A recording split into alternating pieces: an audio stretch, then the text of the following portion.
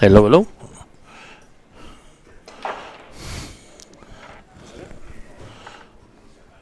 Yep. How much is it? 44. 45? 44. 44. That hasn't gone up in 18 years. No, it was 33 last year. It's gone up by $11. Come here, you. Cheers, Mum.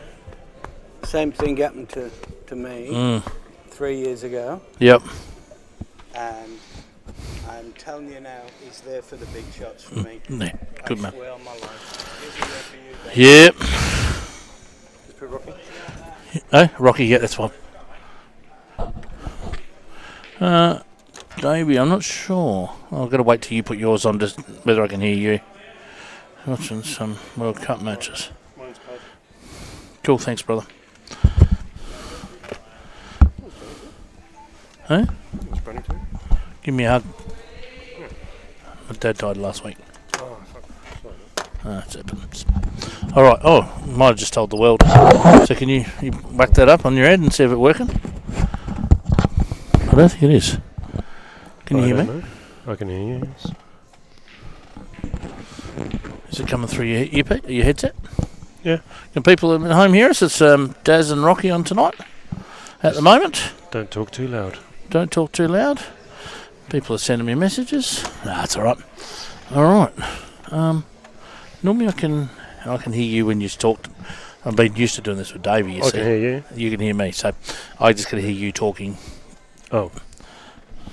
Where's Davey? What's with these cords? Like a snake's Yeah. wedding down here. Yeah, they're just all tangled up. We're still. Oh, that's it. Jeez, we're destroying the place. I'm good. There we go. Right, what we got?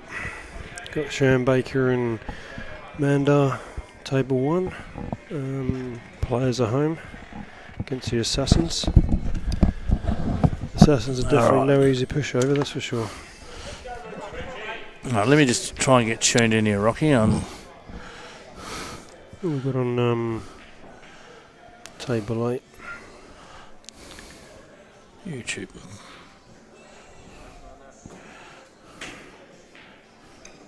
What's that? Wayne Gilmore. He's got a lot of work to do here with the cue ball. If he's going for the out. All right, who's on live chat tonight for us? Anyone on live chat, boys? And tell us whether they can hear me and hear Rocky, just to confirm. I think so. We're at 26 watching, so. They might have fallen asleep if they heard my voice. Well, it looks like. Oh, hold on. Now I'm getting something. But that's probably through my phone. So Amanda looks like he's off on a bit of a rush here, Rocky. Yeah, he's been given a chance by Sharon. 2 relatively easy yellows. I'm not hearing you at all. Do we need some help?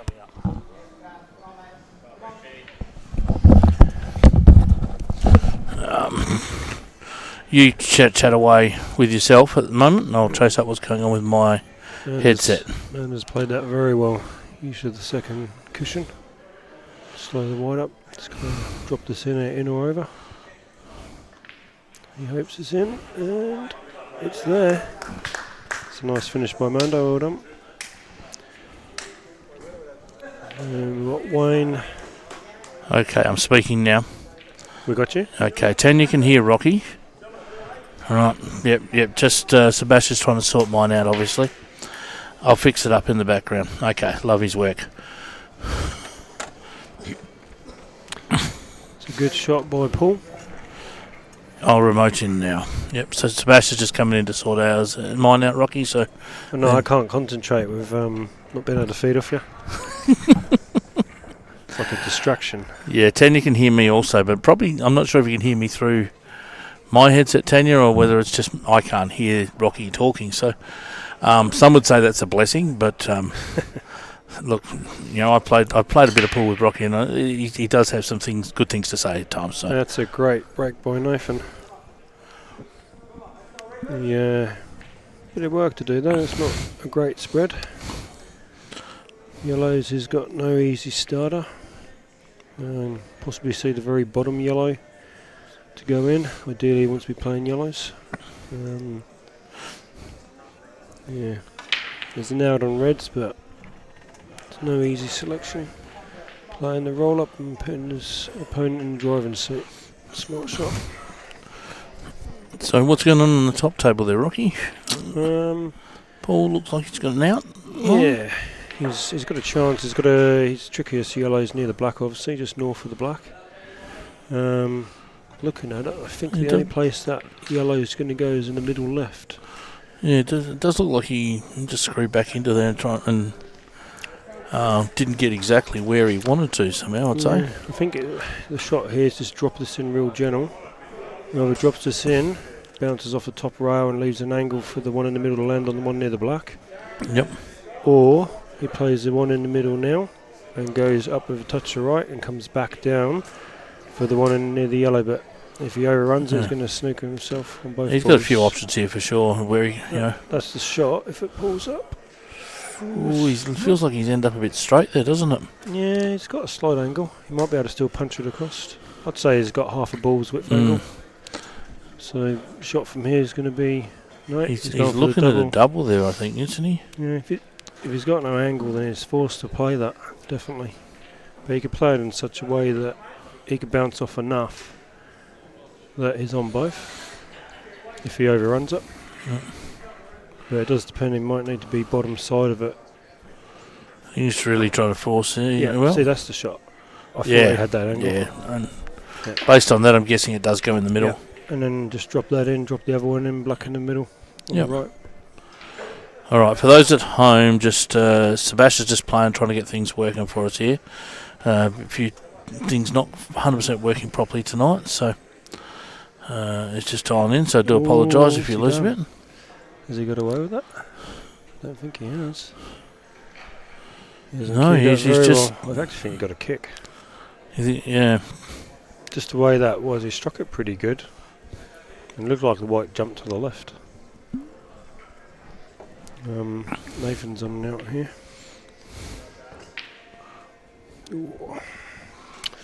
He got up off that shot a little bit. Yeah.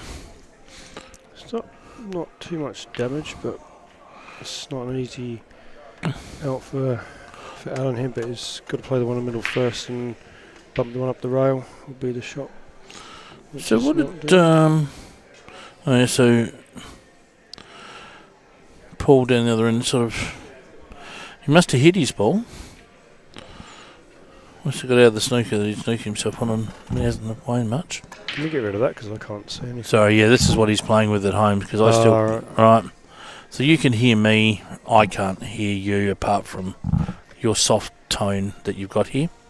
That's a nice shot by Steve. But I suppose that's how things have changed for you in your life, Rocky. Having a little one at home now. How old's the little one now? Must be... Yeah, Lois, she's 4 and 9 months now. So, have a little young lady around the house to talk to. Keep me in check. Keep you in check, that's for sure. Lovely shot by Steve there, actually. Yeah, he's played that out pretty good. He done a bit different to what I was expecting, but same. This is what I thought his first visit shot was going to be. Just promote this ball up the rail, hopefully. Don't hit it too hard, tickle it up, and hopefully land on one. Perfect. There's nothing wrong with that. No, and just use the rail. But he doesn't want to land dead straight on it because he's going to struggle to get to that black. He's going to have to screw all the way down and back up again. Yeah, he lands straight on it. Oh, yeah, that's not bad. That's pretty good. So drop it in, and you just sort of come in to drop that down the... Does it go the bottom pocket on your side? Yeah. Yep. Flies in there. Yeah, he's just got to drop this in. He needs to play this with a heap of left-hand side and spin off 2 rails. I wouldn't screw the shot, but I know Stevie plays all the screw shots. Yeah. Which he's not done. He's played that perfect. So, yeah, that's pretty good. Pretty good. He didn't have a lot more room to come out there, obviously, when you look at it. That's perfect. It's about spot on. No, that's always a safe way to play it. Yep. Because you've got a massive margin of error there, whereas you put it in. Ooh. Okay, so we missed what happened on the other table, but Paul got his in. Yep. So Nathan's pretty much forced to go for this out now. He's got to play the yellow on the top. And I think he's got to land on the top yellow second and screw into the one on the rail and bump it off. All right, so just checking in with Sebash. It's not really, can't really see there's a safety This shot is here for Nathan. tight cut and white ball going to run. It's a very odd shot by Nathan. Wasn't expecting that. Very odd selection there from Nath. But Steve has worked pretty hard for this frame, so.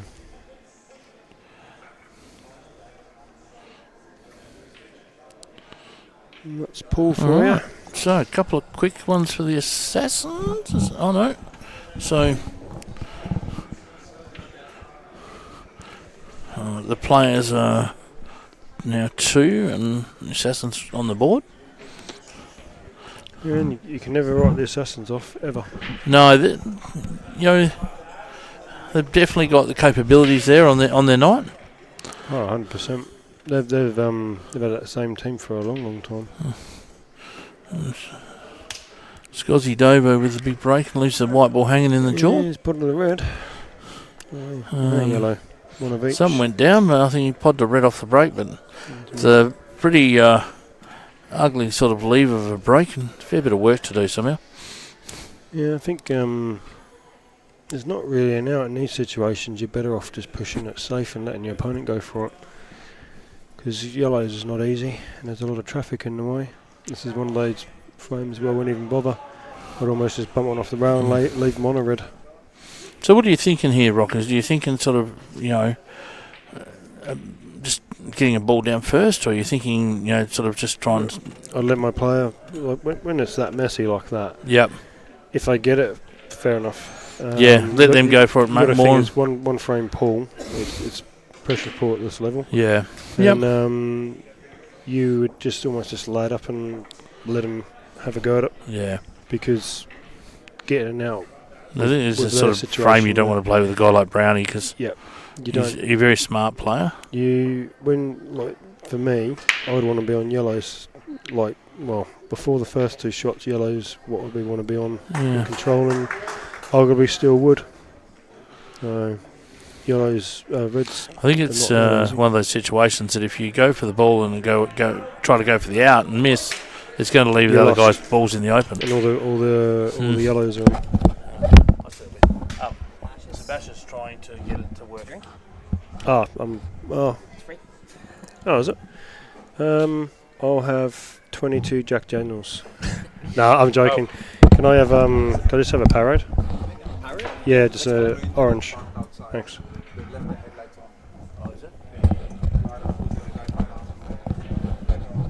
Okay.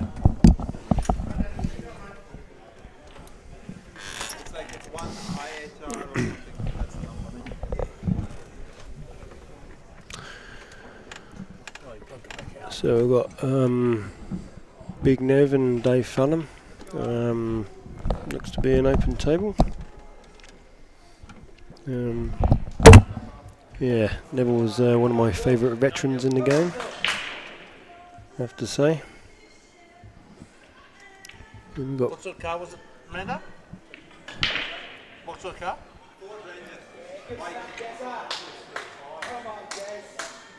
Yeah, if you go on for these, All right, anyone who drives that's a the white, shot. white Ford Ranger, you may have left your lights on. Dave can drop this in the bottom right and clash into 2 yellows. He should be on the yellow on the left after for the free cluster. I'll definitely be leaving them up there. You could even be smart and play in the middle. Play the yellow into the middle. Go top side. All right. Would be the smart way to go out. Because you want to finish on the bottom 4 for the black in the middle. This is definitely the up. Do apologise to those people at home. We are still having problems with my headset. Well, at least it's not mine. That makes a change. I know, yeah. I'm not causing any issues. Yeah. So while Rocky's giving you the commentary, I'll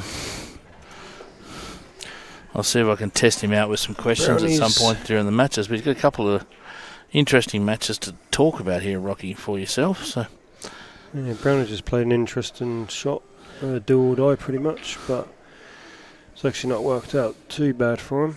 He can play a good contained safety and at least get 2 reds on. And just leave his I'm opponent worried he's on going to the take the yellow. wrong ball. No, Kill one of his balls. He's going to push his ball down onto the red. Yeah, no, he'll push that into their red and bounce the white back off it. And push 2 on. That's it.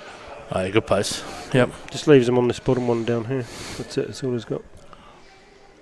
But it is Dave, so he's been known to have a clout and jam them sometimes, from time to time.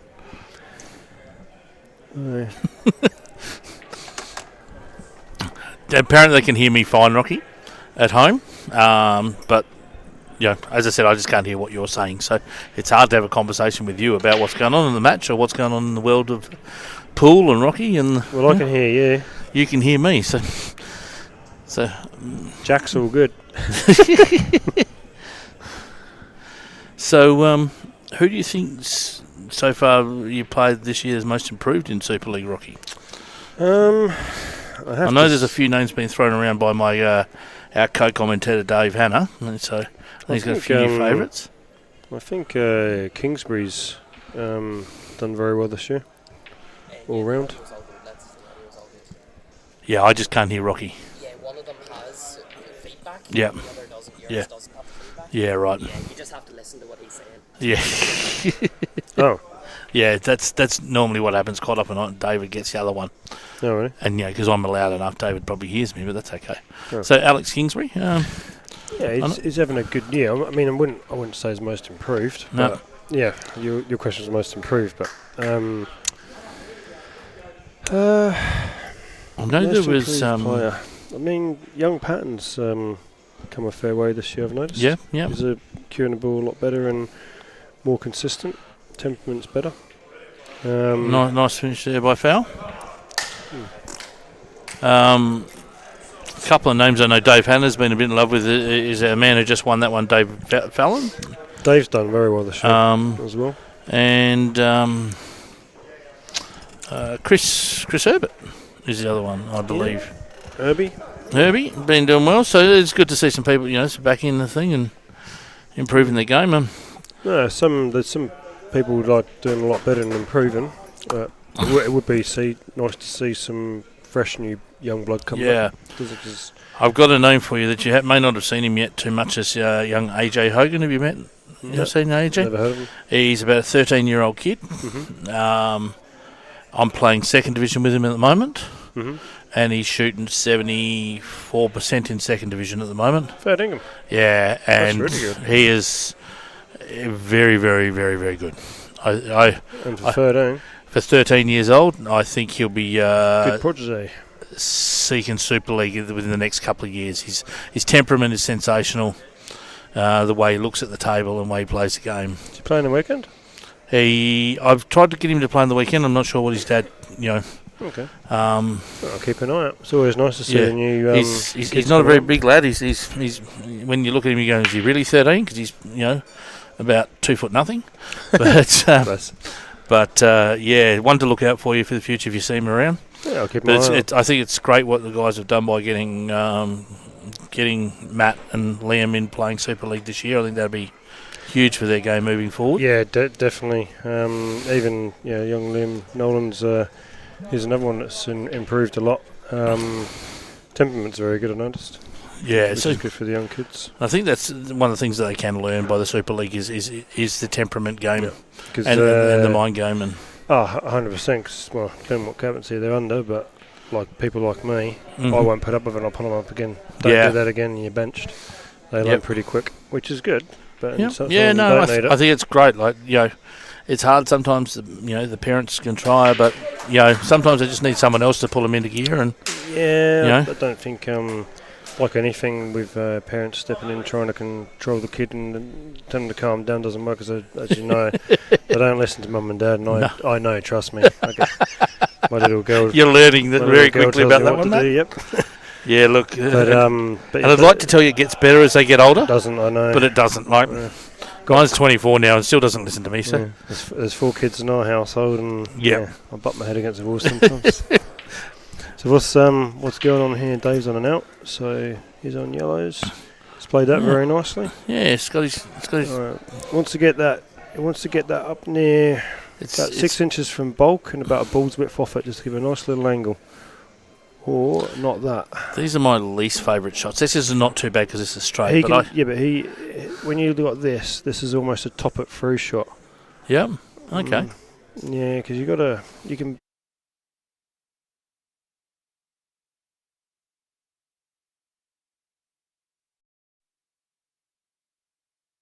Very well, and he jumped up off the shot. You're right. I noticed he jumped up. Yeah. If he stayed down and cued it, he could have cued through that nicely. The white jumps over a little bit and creates the angle, and we'll come to exactly where it is now. Even if you had a pot of it, might have been more on the blue spot, but you've got first pop at the cherry. So now, basically, put Alan back in the driving seat. I mean, this isn't easy fouling either because he's got to. Basically, I hate using the same, but swallow his medicine and go for it because. There's no real safety here. Do you just run it over the hole and risk a little bit? I would be just cueing it drag gently, like that, and in or over. You want it in, obviously, but if he pots it, he pots it. He's now giving Dave a chance at in or over, but this isn't easy by any means. And this is a sort of shot where Dave, if he pumps this hard, and so screwing right up the top of the table, he'll get him a lot. This is the kind of shot he likes. When you watch him, he's got a cue ball and play it slowly. They're the ones he'll catch thick most of the time and hit the rail. And he's going to make me chew my words. That looked like it rolled out a bit. Unfortunately, and this is one of those things, is trying to leave it over the pockets in these holes. He's now left Brownie a big pocket there a little bit, hasn't it? But that's why the way Brownie played it, I would have done the exact same thing. Yeah. Because there wasn't really any contained safety at all. It's basically a case of drag it, play the red into the top and leave the white as close to the rail as you can. But things can go wrong here. I've seen enough some silly things happen. This is where you just be mindful of those little things. He's played that well. Yep. So even shots like this, you can play it on the inside and clip the yellow out. But I've seen those yellows hit the inside knuckle and bounce back up in front of the other red when he screws back for the same pocket. So are you going to then just try and top this, play the same shot but top it through and then just try and go the red ball to the middle pocket? Or? I would just be playing this firm. He's got the right angle, a little bit of bomb but not much.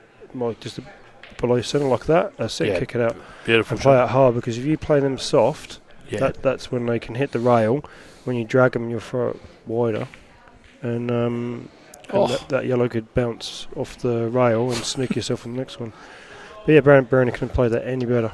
It was very nice out. That was it was just perfect placement. That second, the key shot was actually the first one getting perfect angle, but that second one was nice. What's Shannon's on yellows here? So yeah, I'll be clipping this and trying to get behind the red on the.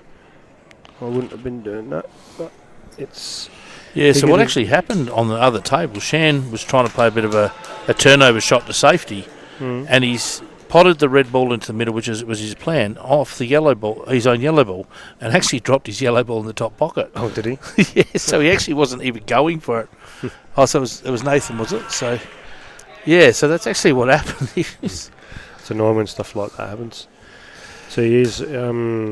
Nathan's now got a good chance here. He could cut that in and knock this dead one off the rail. I mean, it's not too bad. I'd be going for it. I feel like he was just looking at safety options, wasn't he? He is. It's what he's doing, but he doesn't want to leave it too far to the left because you leave him on that yellow, which I actually think he's done, and he's got coverage on that. That's pretty lucky that happened because I actually think he's left Shan on. I actually think Shan can pot that in the bottom. But now that other yellow goes in no pocket whatsoever, won't go in the middle because the black's in the way. Doesn't go up top. It physically doesn't go in any pocket, it's got to disturb it. So Shan now, this is the shot, clipping that off in between the two reds and try and leave the white behind the yellow and the black. He's gone for something. Yeah, just giving a bit more than he... That's actually not bad, but I know Nathan straight away is going to be... Nathan get his dead ball off the rail though, isn't it? He'll be doubling it down to the bottom left corner and screwing the white back up to the top rail about 6 inches off the corner, I'd say. But he doesn't want to be careful. It goes... Oh no, it's played it.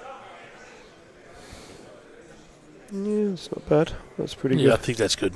Yeah, because Chance now Depend- got to play for a bit of luckies. depending on how you feel, you could have screwed the wide up, but then you got the chances if it slides, misses the red in the middle, kicks off 2 rails and knocks one of his yellows over the middle and leaves them on. Things like that can happen. There's a lot to do here. And again, that's a good shot by Shane. It's a really good shot. That's a ripper.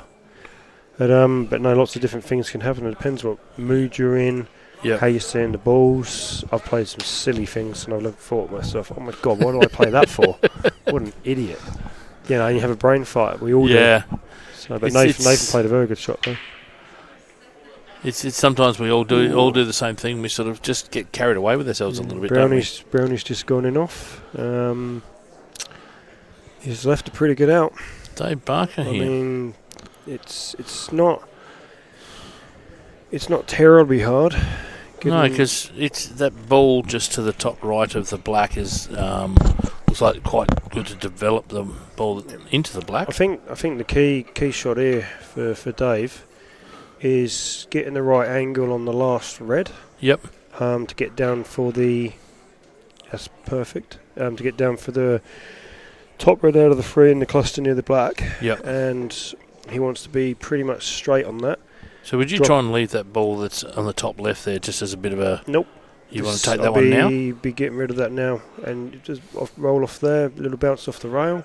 That's pretty good. And then you've got one cushion, touch your bottom left, and then you've got a nice line. If you come off of it just below bulk line and through to the blue spot, you haven't got nothing flashy. And the ball that is now playing is the ball that he should be playing next. Because he could drop that in instead of doing that. It's actually a good way he's played it, but a little hard. But and I guess I would have been playing around, dropping that one in just played. Then that red drops in the bottom pocket below that yellow.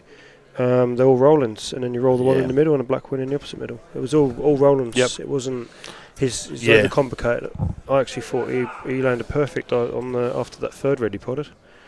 He that was actually an easy out that looks if he goes back and looks at it. Yep. You know, he would see it, but again, you can't see everything. It depends what frame of mood, but he's played a great shot there. Yep. And this guy can just pull stuff from nowhere as well. Yeah, he just has to. He hasn't. It's not an easy shot to land on this last red, unfortunately for him, though. Yeah, so he's gonna. Nathan looks like he's on and out. Nathan should be getting these all day long. Yep. As long as he's got that last frame out of his head. He should be. Nathan does get in his own head a little bit at times. Yeah, he should be right with this. I mean, he's just be got to screw back with check, just across the bulk line and check it down, and black in the middle. Or we can go off 2, but Nathan normally screws. Oh no, it's straighter than I thought. He's got far enough down. He's all right. That's fine. You get just these ones. You got to watch your in off in the middle, but I think the yellow's in the way. Yeah, I think he's okay. You shouldn't need to hit it too hard. Yeah, I don't think it's going to go that far to the white ball. So no. Sometimes you were right. Those bows your line. It's very heading towards that middle, but yeah, they normally he didn't have to hit it that hard. When so. you put a bit of side on the ball, yeah, is when you get the in-offs. But Alan's back at the table against Dave. I didn't see what he'd done there. It's a good shot by Al. I think this is where we see, and players like yourself, once a player goes for the balls and misses it, you know, how much more favourite do you feel like you are? I feel like, you know, a good player like yourself, sort of, if you go for the balls, try to go for the out and miss the out, then I think the incoming player thrives on it. Yeah, you do. It's, and you because they've got less balls in this set of rules. I think it just feels like you've got more chances to. It's funny to explain. You know, I'm not top tier playing, nowhere near it, but I'm up there. But even myself, when you play, some days you'll just have it and you'll think, if you miss, you're mine. You're not gonna. You got no chance of winning. And when you're in those frames, mine anyway, someone can beat you, is just put out on you. Yep. And you know, you're a hard person to beat, but I know everyone has their day and their moments, their months, their years. Time out, come back to it. Yeah, I think I find with this set of rules as well that, you know, like, you know, Brownie's got just developed his dead ball there. off the rail. We just lost our pitcher, but Brownie's developed a dead ball off the rail. Left Dave with basically nothing. And basically, I think wherever Dave leaves Brownie on the table, it'd be hard to not be tap-ins for Brownie to finish. So, I have to say, this new rule set when it first came out, a lot of us cursed it. We're like, this is ridiculous. It didn't suit these tables. The rule set, still believe it suits Supreme tables better, but I think everyone's adapted to it great on the Aussie tables, and I actually do like this rule set now. yeah. It's a lot more attacking, but I have noticed that this rule set has made players come out of their shells a lot more. I think the game's pushed further. I just watching players just getting ridiculous products and being forced to go for them. Yep. And the fact that they're being made to do it because of the rule set, because they know they've got one chance at it. I absolutely agree. I think a lot more. I do believe people are becoming better potters, and and I because you haven't got the tip tap and the two shot rules. In the old world rules was you tip tapping and you could cover a bag, you could push a ball up, deliberate foul. It wasn't as much as we've been accustomed to it over the years. It wasn't a way forward, and international rules was when it was there was a 50-50 consensus of it. I've definitely now how things are. It's definitely the right thing what we've done. I do agree with what you're saying. I've just I found myself a little bit more recently, and I'm sort of only just starting to feel my game again, coming back to myself a little bit. I sort of had felt off my game for a few years, and it was multiple reasons. Effort was one of them. But I'm now sort of looking at things tactically again now, and maybe not being quite as attacking as I was, but pulling back a little bit earlier in the frame rather than sort of going for it and then leaving the hard balls to last. I think that's though. I think to beat, to compete with your better players, sometimes, to look at your tactical side of your game as well now. That's a great shot by Scott. Yeah. Scotty's one that has really improved. I keep calling him Dave because Scott Davidson. Well, Dave-O, Scotty. Yeah, he's we call him many things. So he can just drop this in generally as possible. You should still land that black in the middle. Always pushed up top. So he didn't need to play it that hard. He could have dropped that in and checked it with a load of left. I suppose if you're going to play it that hard near the middle, and you were confident it wasn't going to the middle pocket, obviously, you got to play it a little bit harder and push it up to the top right. Ooh, that's a good effort. That was a frame they could have done with, but the way Mandar's been playing, I wouldn't put it past him to put out here, because there's no great safety apart from he could play the rail first into the red on the bottom left, and hopefully the white follows through a little bit to get the snooker. It's pretty much the easiest one like that. That's a great shot. Good safety shot there so for Mandy. That was the easiest logical shot. And it's been driving set, but he can. What's he doing here? He could play that off one rail with a load of side. Brownie's left himself a bit of a tough pot here. Oh, that's a great shot. Good out there by Scuzzy. See again, like these sort of shots, this is what Brownie is good at as well. You haven't got to pump it. It's a sunny list it in or over. So you're just dragging it. So the white comes off the rail just enough. You can't play it easy in the red in that bottom left. Yeah, that's a great shot. It's great pace. And if it sat there, he's got to play a skill shot. Yeah. It's not easy. Nando's going to play an extraction here, I'd say, which hasn't gone great. But he's got to back up. It'll just be the outside red on the right and snag it behind the other. Oh, Brownie's missed it. Has Mando hit the ball hard enough? Yep, but he could have a bit more of a bounce than that because you now technically got two deadish reds. So Dave's got and a couple of big shots here because the white ball's going to run a lot. There's Dave. Yep. And this is the sort of thing Dave would do as well. Yeah, absolutely. Before rails and back around and land perfect. He's got the first one. He's done it. He's done it That's beautifully. That is a great shot, Dave Barker. I want to pull up. Oh. And he's not Chinese, then there's no enough in the middle. Don't even think about it. Just gets down and onto the next. Time a bit though. That's a great steal. Great finish, Dave Barker. That's a super steal. And Scotty's just missed the black. That's a great steal for the Assassins. Great finish, Dave Barker. And if Scotty can get this one, it brings him back to 4-3, which is puts Yeah. him back in the hunt. Absolutely. Not that you're never out of it, but Vandal's got a little bit of work to do here.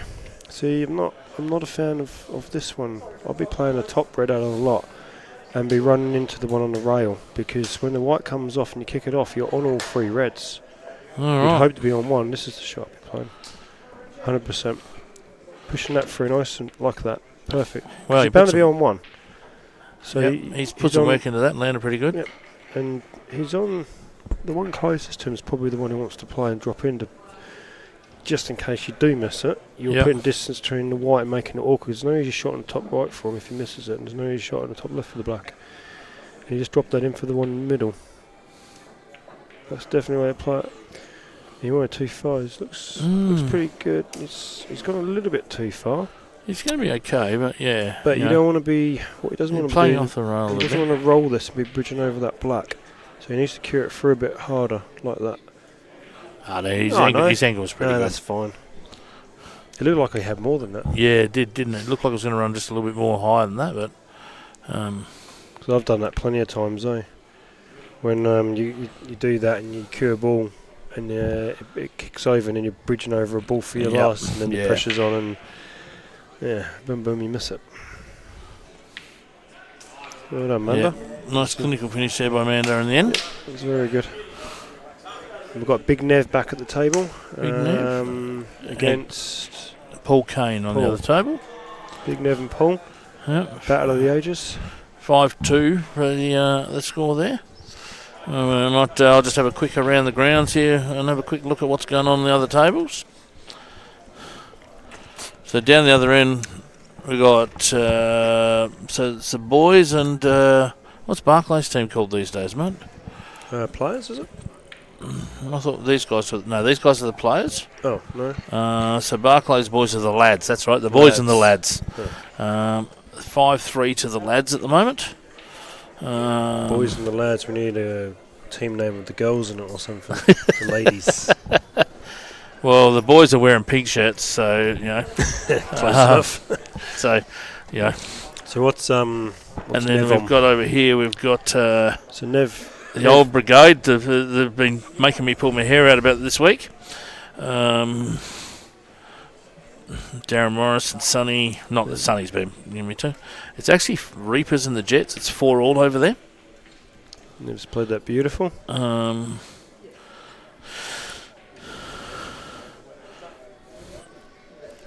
So Nev's on a really good out here. They're all pretty much Rollins, which Nev likes rolls and stuns. Yeah. being So a what's sneaker he? player. Is he on? It's on on reds. reds? Yep, he just played the one into the middle and stunned across. So he'll just drop this in and draw Just, the wide yeah, off. Come down to a little bit, I suppose. Yep. Yeah. And they're all pretty much straightforward rolling shots, because he'll just drop that in, bounce the wide off the rail, and then he'll be on the red underneath the black, Yep. which is basically just stun middle, and he'll just come off Yeah. the rail and up. But he needs to. You He's probably going to have to have to go come- off 2 rails. Just as I was just thinking myself, 2 rails sort of. Be just below bulk line, so off Yep. the side rail, just below bulk line and off, because he's got to play the red to the right, 'cause I don't think that top one passes. So he doesn't want to overhit it. Well, if he does overhit it, he's on the red in the middle. In the red in the right middle, so he's better off overhitting this, really.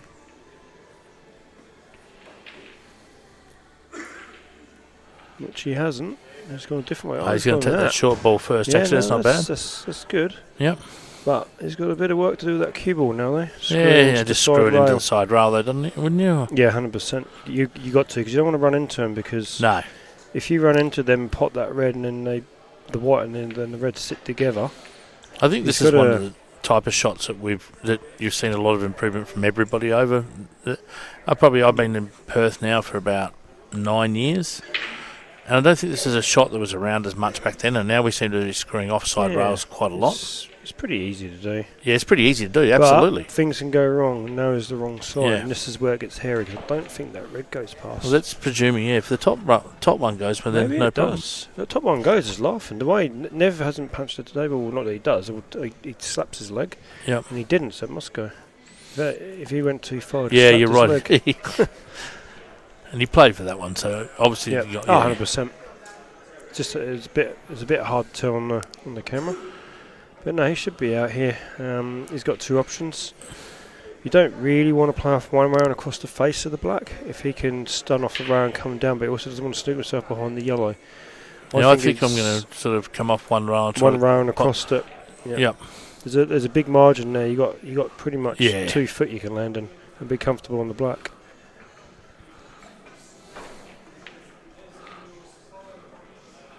Played it perfect.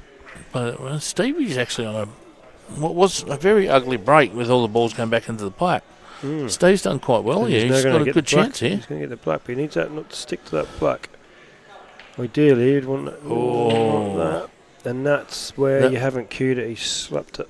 Yeah, because I thought he could just cue through that with a bit of top and it'd be nice. But big thing is when you hit it that hard. Yep. Which players do, and this is where snooker comes into it. Nice out, Nev. Nice out, Neville. When snooker comes in, that's a good recovery. Yeah, a lot of pool players tend to slap at them and don't cue it, whereas a snooker player will cue the ball. Yep. And you put the spin on, and it will follow through after. Where a lot of players just bash at it, expecting it to go. It would if nothing was there, but it also deviates off to the side. And if you don't cure it right, you don't get the reaction that your brain thinks is going to happen. Even I mess them up sometimes. It happens. Yeah. It's a tough shot.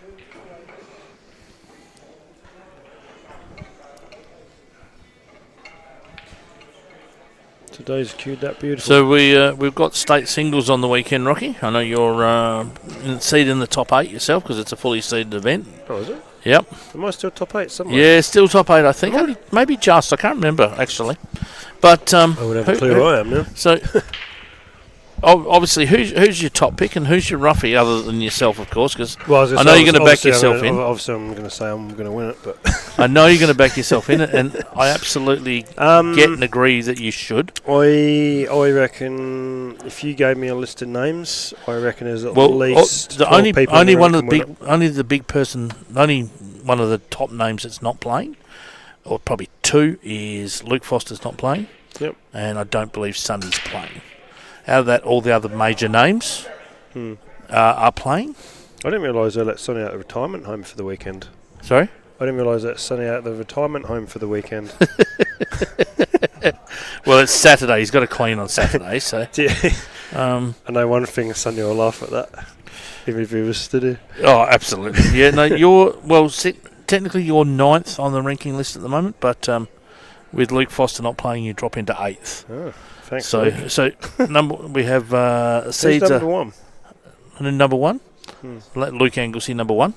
So what's this seeding off? This is seeded off the current ranking list. So all the major events now we maintain the ranking points for all major events, and you keep some prizes. I haven't even seen it. Right, but this is up to date now. So the Perth Open, the Kalgoorlie Open, the Country Singles, the State Singles, Super League Singles, W.A.E.B.F Open, Country Cup, Geraldton Open, West Coast Open. So all of those points. Where's the Perth Open? Perth Open from this year is. 'Cause I won it, I think. You come runner-up, didn't you? No, I won it. You won it. That's right. I said it was about time, didn't I? It hasn't been added to this yet because we don't use that till next year. So your points for that will be from there for next year, and so your ranking will probably go up next year. Sounds about right. How can you use that for next year? So we add so you get carryover points from the previous year, and then you add the next new points on from the last 12 months. Oh, so that list that is technically December. Year.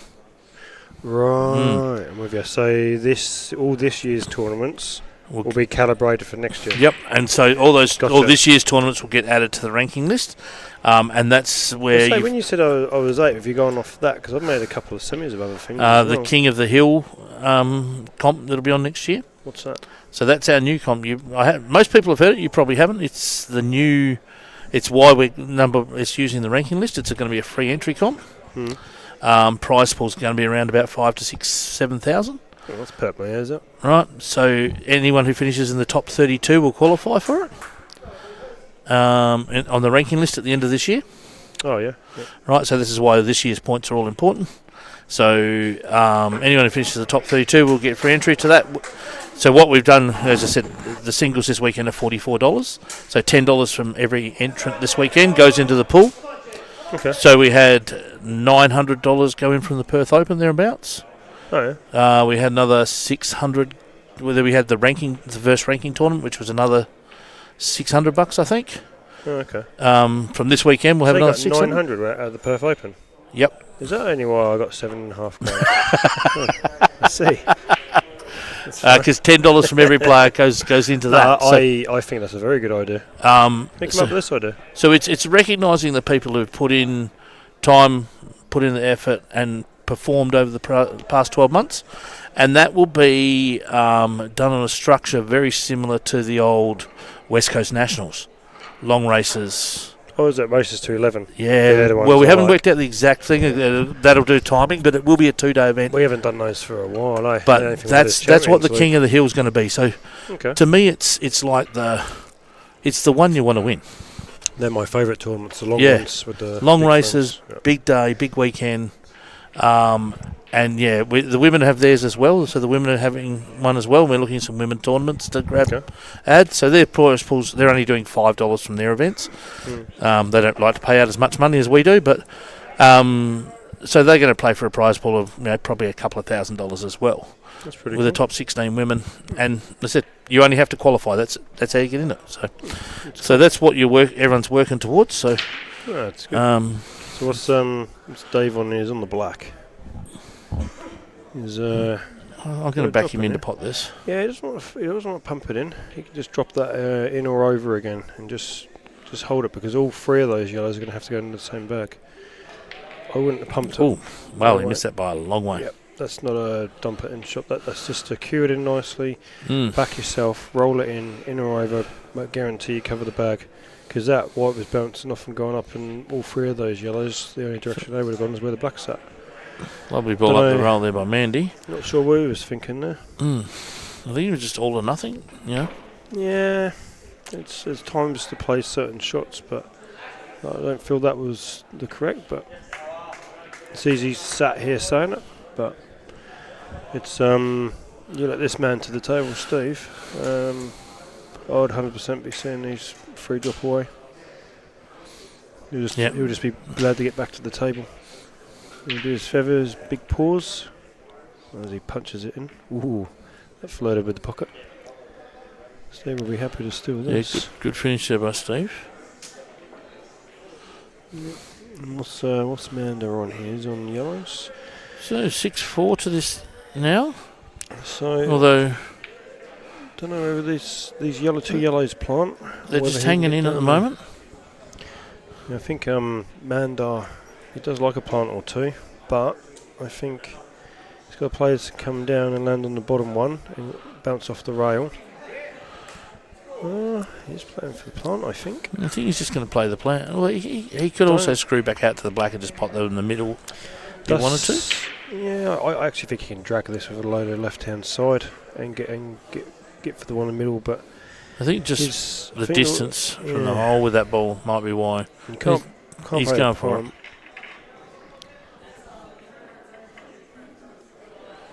That's not happy, terrible.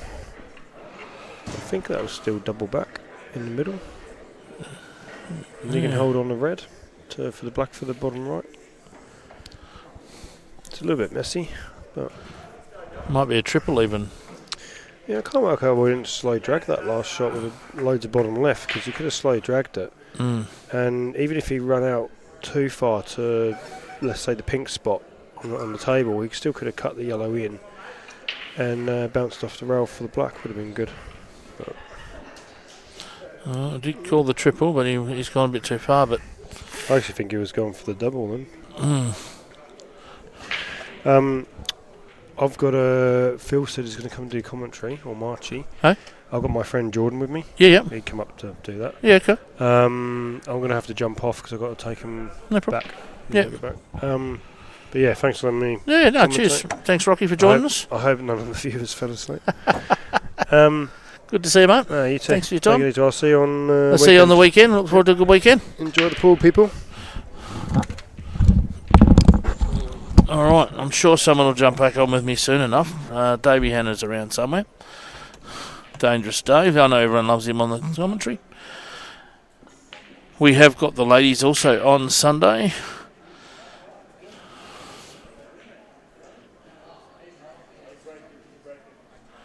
Yeah, it's I have a question from Tanya actually in relation to the ladies, and it's something that we are working on as far as ladies rankings, and we are working on some other events as well. So very similar to the men's, and the ranking list is designed for tournaments and stuff like that. And I think by having the king and the queen, we're sort of trying to encourage ladies to play more comps, and I can actually say I believe that so far the ladies comp this weekend, the state singles, is actually looking quite good as far as numbers. I haven't actually pulled up the nominations yet, but I was looking at a post the other day, so that's the men's open singles. Bear with me while I just find the ladies one.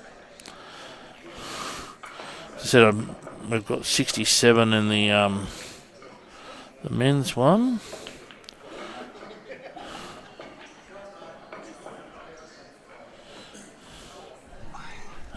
Here's me boy Davey Hanna.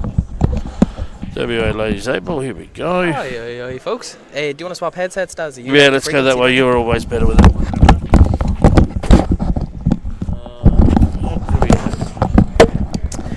Right, how are we looking? How are we looking anyway, does it? We're good, mate, we're good. Hold on, I'll just have a bit of a chat. I'm not sure what I've missed so far. Look, Rocky, we had a few things. I was just responding to sort of Tanya Brown and sent a message about the ladies singles this weekend and the seeding of ladies and stuff like that. And yeah. I believe I feel like that we're going to have a really good turnout for the ladies on the state singles this weekend as well. So we're still working on how to grade theirs and the ranking system for them as well. But everything's a sort of work in progress at the moment to sort of build things. So we've got a lot of new things that we're working on. So yeah, do you have an idea on numbers so far? As I said, I know the men's is currently about 67. I feel like when I was talking around the ladies, I feel like it's at least probably going to be getting close to the 32 draw. Oh, yeah. But I know there's some coming from Bunbury and stuff. I'm getting messages from people ladies, I'm not even sure who they are at the moment, to be honest. I'm like, all these messages from these girls, I'm like, my luck has changed a bit. Then they just want to tell me they've got a spot in the singles on the weekend. I thought it was a singles dating site, to be honest, Davey, but turns out it's just a singles pool's gone that I can't play in. So I'm going to go hang out with the boys and watch the rugby. I know there's soccer on the weekend, I think it is. Beauty. I believe we're going to sort of have some breakfast and watch some soccer on the weekend. Australia's playing, eh? Australia's playing. And Australia won me a good bet last week. Yep. I had Switzerland just to beat them at everything. And I came in, so what more can you ask for? So we've got the Assassins fighting back here, actually. I think Wayne came over and said to me they were 6-1 down. Is that correct? Yeah, well, maybe not quite 6-1 down, because I think the scores just weren't updated at the time. But Neville had a good out. Neville got a master break down the end, I believe. Who else had a good out? Dave Barker pulled one out of nowhere. A couple of really, like he had the finest cut back to the pocket. He went off 1, 2, 3, 4, 5 rails. Got back and landed but landed on his other ball, potted that and dropped the black in. So that's there was a suggestion for shot of the week up there for Davey's shot. Okay. I'll have to go back and watch that. We need to get the shot of the week back on the go again. Yeah, I might have to take that over from Sebash. Yeah, so Sebash is pretty busy. Well, he's only in the country about 50% of the time. So the main thing. And who all do we have in here chatting with us tonight? Well, any word from Glenn Carter? I got Mr. I see McCrory. Mr. Crory. There's Glenn Carter, right? Glenn's there as well. So the developments of the last week have been some fun for me, Davey. I've had a bit of a stress going on. Pool players think they need to tell me what I think I need to know. Apparently. And as I've tried to lead some people, is that if you want to have a chat with me about something that's going on, just give me a call. Because I'm more than happy to try and discuss and open, and it's sort of the, for example, a couple of people rang me about the Masters, and I put into action a plan to sort of look at the options and look at what we can do to help those people out as they've made some things about the changes, and understand we make changes and sometimes we don't tell everybody, and we're working on a way to get that better as well. Yeah. But I'm always open for a chat. Anyone, if anyone's got any suggestions or ideas with the tournaments, because that's what I'm, and eventually we hope to make these much better run, much more organised, and much easier for people to find and understand. So, I'd rather have a chat with you than you put a constant message on Facebook, because I don't take Facebook messages the right way, apparently. But the thing is as well, whenever you're trying to do new things, you can't always get it right. But the idea is the fact that, okay, well, maybe things weren't perfect this time. Let's figure out how to sort of make it that bit better next time. So, everyone just, I think, a bit of patience all round definitely helps for real. Look, I've had a fair bit going on, so I'm also a little bit short on the tolerance for people at the moment. Well, rightfully so. I think I had someone message me last night, and they said, and we were discussing, I said, I work at Centrelink, and I said, I'd rather deal with Centrelink customers than pool players half the time. and people know what Centrelink customers are like. So yeah, well. Oh, Scotty Dover, big Scotty, effort to get out of. Hi, I'm McCrory. Good to see you. Yep. Glad to be part of this, folks. We've got 50 people in here at the moment. This is pretty skyrocket here, folks. Can we get a hello from everybody? See what we got. Get your name on the stream. We've got a poll in there to see who we think we're going to win as well. What did everyone think of Rocky's commentary? He said he hasn't commentated in years. So look, he's very softly spoken. I thought Rocky did well tonight. We had a few chats about different things, and he's sort of, we had a bit of a chat about the King of the Hill. We had a bit of a chat about singles on the weekend. Said we got about 67 names. Hi, Damien Georgie. I think that's a new folk, is it? Yeah, picture of a tree. I do know the name though. I feel like I know the name. Okay. Damien, where? That name rings a bell. But we've got a few people travelling up to the country for the weekend as well. Yeah. Who we got? Well, Bunbury's are starting. The Bunbury guys. Here we go. I'm actually friends with Damien. He's from Perth. Damien, yeah, we do know who Damien is, so he's one of our locals. Oh, yep. Oh, yeah, security guard. Yes, brother, yes. Did you catch, Country Week down? Yeah, that's what I was on. You was around Damien. I was trying to remember exactly where it was. I was like, the names, there's that many names going through my head at the moment. I'm filling in spreadsheets with names from pool players all over the bloody place. Oh, that's a big miss from Nev. Was about to put his hands through the table on that one. There's a few tables that have had Neville's punch on them before. So, all right, just quickly, Scotty Dave ended up with ball in hand now. So, well, that should be. He's fine here. He's just. Anything's fine. Just roll forward. Yeah. It's usually what Scotty mostly does. Yeah. See, I think that's lazy from Scotty. Like, he didn't have to. He's rolled through. He's going to be okay, but I think Scotty's getting a bit. He was working really hard on his game for a while, and playing a lot of pool and playing a lot of matches and playing the races and stuff. I feel like lately he's just sort of dropped off his intensity, and whereas there, I reckon he should have just screwed back. Just a little screw shot on that ball to the bottom pocket.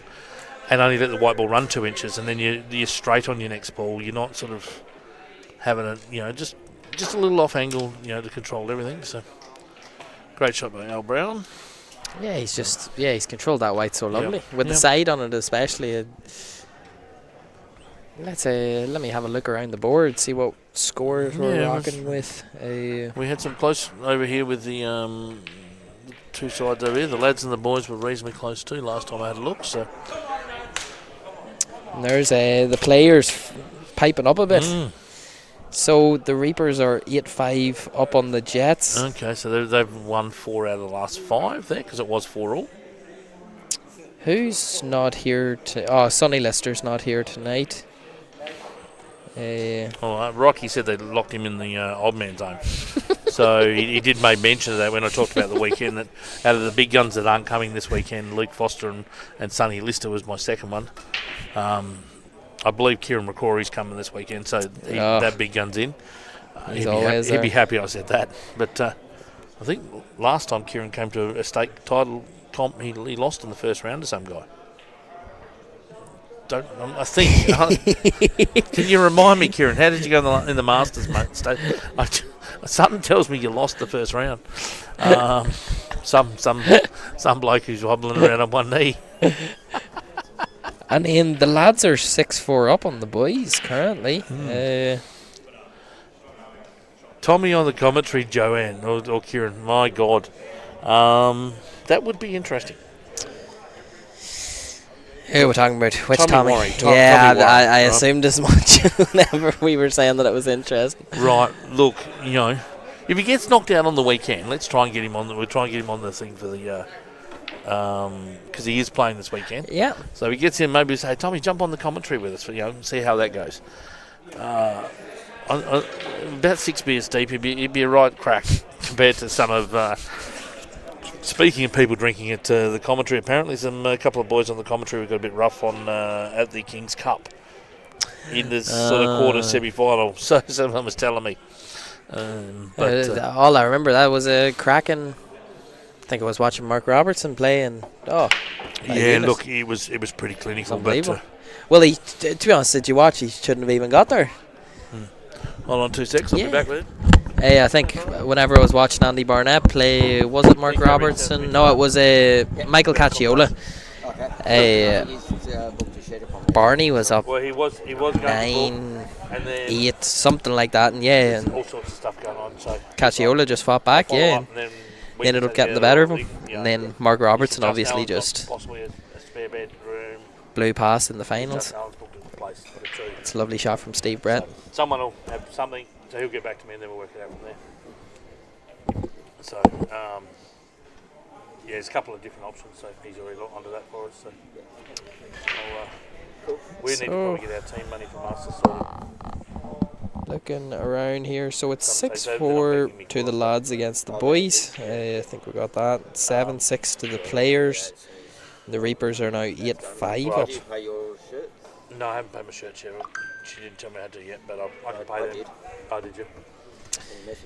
Oh, did you? Okay. I'll tell her, I'll send it to her. Let's have a look here. I did with Pappy, but Pappy's got back to, so I don't know whether I've got the right connection with Pappy. He messaged me 6 months later. Yeah, I know. Maybe message Kinga and say, hey, Kinga, we're trying to get hold of Pappy. Yeah. Because I think that he might have a mobile number for him. So I think I've got his mobile too. That's the right one half the time. Big miss from Steve Brett there. All good, man. Here's Wayne Gilmore. He was talking on the mic saying he came over to me and said, now make sure you tell everyone that I sandbag on a Tuesday and then I don't miss a ball on Thursday. Which who cares? It's Wayne Gilmore. Well, we haven't listened to anything that dribbles out of his mouth. I think he single-handedly demolished our team. Did he? Did he have a good night? Is that what it was? He's just getting a bit cocky because he had a good night. I think he had 5 for 5, and I don't remember him missing many balls. Well, when you're that old, he's got to take the chances when he gets them. He doesn't get too many where he's good. So. Well, yeah, he wasn't messing about anyway. That's all I know. That's all I know. Look, he's the luckiest man in pool. Although I've had a couple of good lucky ones against him. So, I knocked a couple out of the middle of the table out of a snooker on him and into the pocket and landed plumb on the black. So I've had my fair share of good luck against Wayne, and trust me, there's probably not many that I would rather do it to than Wayne Gilmore. That could be an interesting question for our viewers at home. Who is the person you love just to pull a shocking, pot out of? On, there's people you just love to annoy with that shot they're going, like the big pull out of a snooker where you weren't going for it, you just hit and hope and it goes in. It's got to be, for me, my training partner and the good friend Dylan Moyes. It's just he's so funny to do it against, because the head goes up, the cue goes in the air, it turns into a bloody live action sequence. So you're saying he probably should go to an acting school? It's beautiful. It's beautiful. Yeah, it's actually quite funny. I think Stone Stenhouse would say me, because he's got one that he pulled out against me, and and it's probably, God, it may even be pre-COVID. And he still reminds me of it every time we play. Every time there's a snooker or something, he's like, remember that shot I played against you? Some things never. Some things never a thing. So, yeah, some of those people you just love to, the little niggle with I got lucky there. How's Wayne Gilmore going so far tonight? 0 from 1. 0 from 1. Yeah. Took himself out that second round, and then his team magically started winning, so interesting. So we haven't talked about the major cat out of the bag today, but I think one thing we will say to those watching is that basically we don't know a lot more than anyone else does at the moment with the announcement by the W.A.E.B.F. Yeah. And as far as it goes, we are still preparing for events that are of a selection criteria the same we would always. So we're still running the same train? So technically, there's nothing to say if you win. The only thing we changed on the poster from this weekend was if you win, you get a spot in the team to go to Gold Coast, because there's no guarantee that's going to happen. Yep. But same as it happened in the year of COVID, the team was still announced. And they got their medals and they got their shirts and stuff like that. So that still will occur one way or another. Realistically, it's still a state title. You know, that's the whole idea about it. So, no need to think too much deeper about what's going to happen after that. Yep. In the end of the day, it is a state title. You're in it to become the best player in W.A.E.B.F. It's the same reason why you've done it every other year. And it's the same with the Country Cup. Yep. For example, the side from that gets selected for the Australian country team, the WA country team for the Oz Cup, and they will still get shirts and medals and stuff like that from that event. So the event still will go ahead, right? Now we don't know whether that team will be going away or not. That's the only thing we don't know. Yeah. But again, it's Country Week. The whole idea is based on Country Week. Well, that one's the Country Cup. That's actually a little bit later in the year. That's in August. Oh, okay. Right, that's where it's for the Country Cup. It's a country event, country players only, and they select the Oz Cup country team that would normally go away to nationals from that. What's the go if I have a residential address in Kalgoorlie and play in the Kalgoorlie League? Then you can play in the country event. Yeah. You look at Byford from the weekend. People who live in a certain area of Byford can represent Byford at Country Week. As long as they play in, they're playing in the Byford League, but they live in the right area and play in the right area. Supposedly, I think Byford itself is in the right area. Yeah. Right. So if you were, there's some examples of people that live in Perth. There's a couple from Karratha that live in Perth, but they go up to Karratha for work. And then there's another fella, Neil, from Port Hedland as well. Yeah. He's Perth based. Yeah, and they basically play pool in Hedland. They play comp in that town.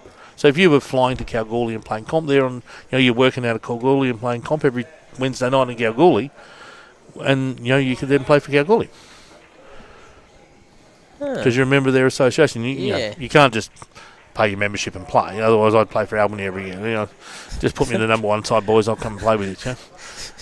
They might tell me I was in the second side. I think there's hard luck, Wayne. Huge shot by Wayne. Probably deserves some rightly. Wayne, I can't believe you didn't see that going in off. So, all right, let's have a little bit of what's going on. You and I just get sideways, David, at times, don't we? This is just this is just standard, David, the way things go. Does Burns Beach count? It's further than Byford. Well, I'm Forestfield at the moment. I thought I'm pretty close to they don't count Byford. They don't count north as country.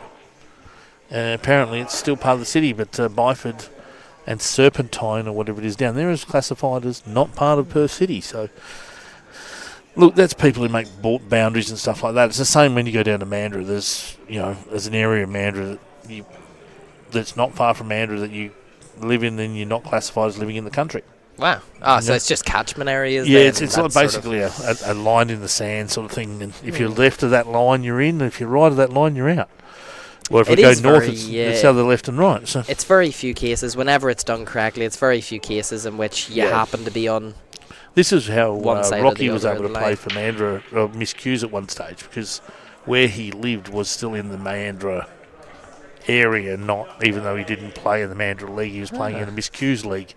And they had Miss Q's, which was a pool hall before your time, David. Yeah. I've heard plenty about it. It was the Mandurah. I believe Justin Sajic and all played in there, right? Yeah, the Q's comp was that weekend. We used to have a weekend at Mandurah, which I really do miss because it was one of my favourites to run. It's where the one frame pool started, actually. Where the one frame round robins actually started was down there, because the numbers were starting to grow. So, but.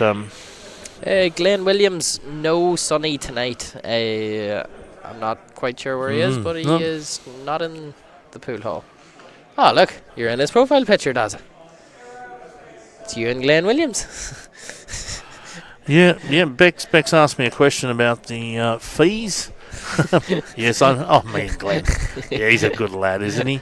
About the fees for thing, I agree with you, Beck. They shouldn't be paying the large entry fees if there's no nationals. As I said, we don't know yet. This weekend's the state title, and obviously that's the first spot in the men's and the women's team from the winner of the state title. But, look, I've been told no more about what the entry fees are going to be for those other comps moving forward, i.e. the trials. Yeah, but it should be mostly looked at exactly what it is, a state title. It's the chance to become...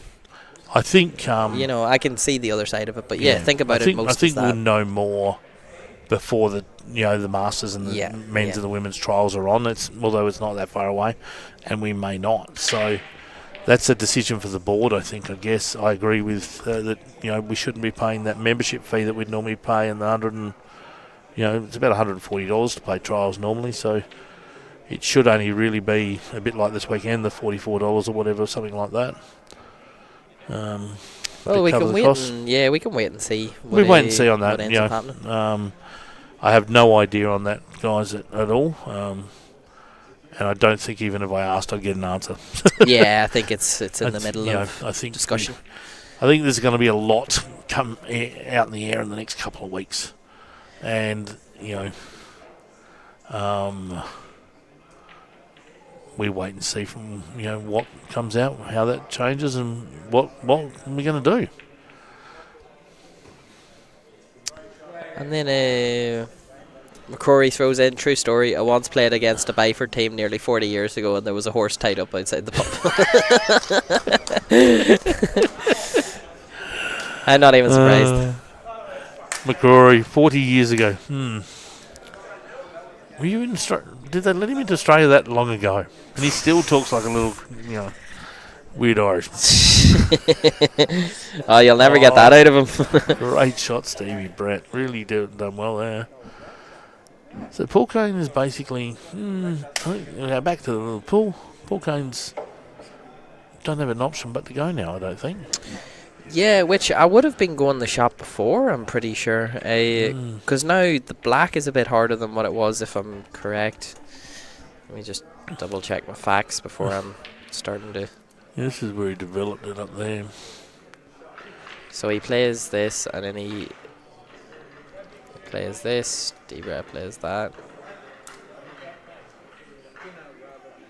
Yeah. The black's in a relevant place it's from where it is. But you go now, you go then. It didn't really matter too much.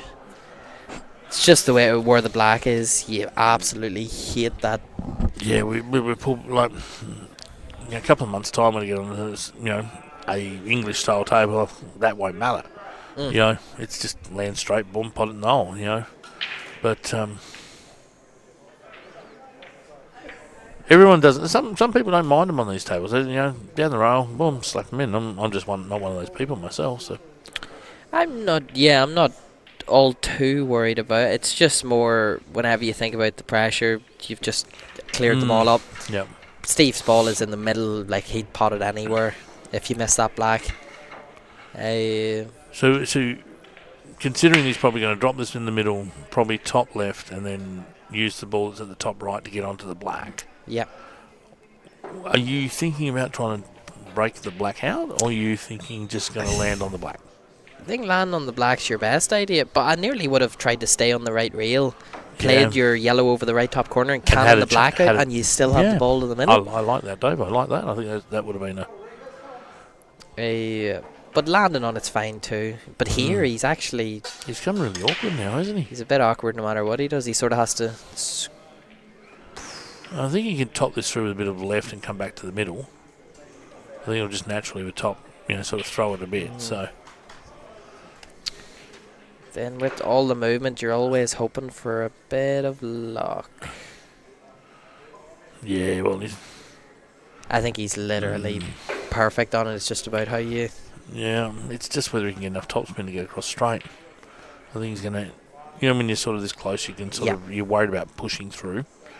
Yeah. But that's where usually, you actually want to be queuing up on it a touch, where. Yeah. You want to have your hand flat on the table and queue up on it. I don't like queuing down on these. He's off angle a bit as well. Yeah. And now he can't even top through to leave Steve a hard raid. He just has to. It's all or nothing in there. It is all or nothing now. But if you were to queue up on that one, yes, you might not make the distance, but. He was off bottom angle a little bit by the looks of it, so. That's good. No. And he was never leaving Steve off that raid. No. It's not a simple pot, but... It's still one you expect him to make, to be honest.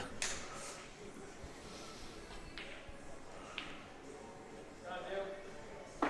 And then Steve, I would be expecting Steve to make this. Scotty David was loving it. Didn't I send you a photo with him? Are you playing this weekend? Did you told me? Yeah, I put it on that list. Me and your doubles partner, Phil. I didn't see it. Yeah. Alright,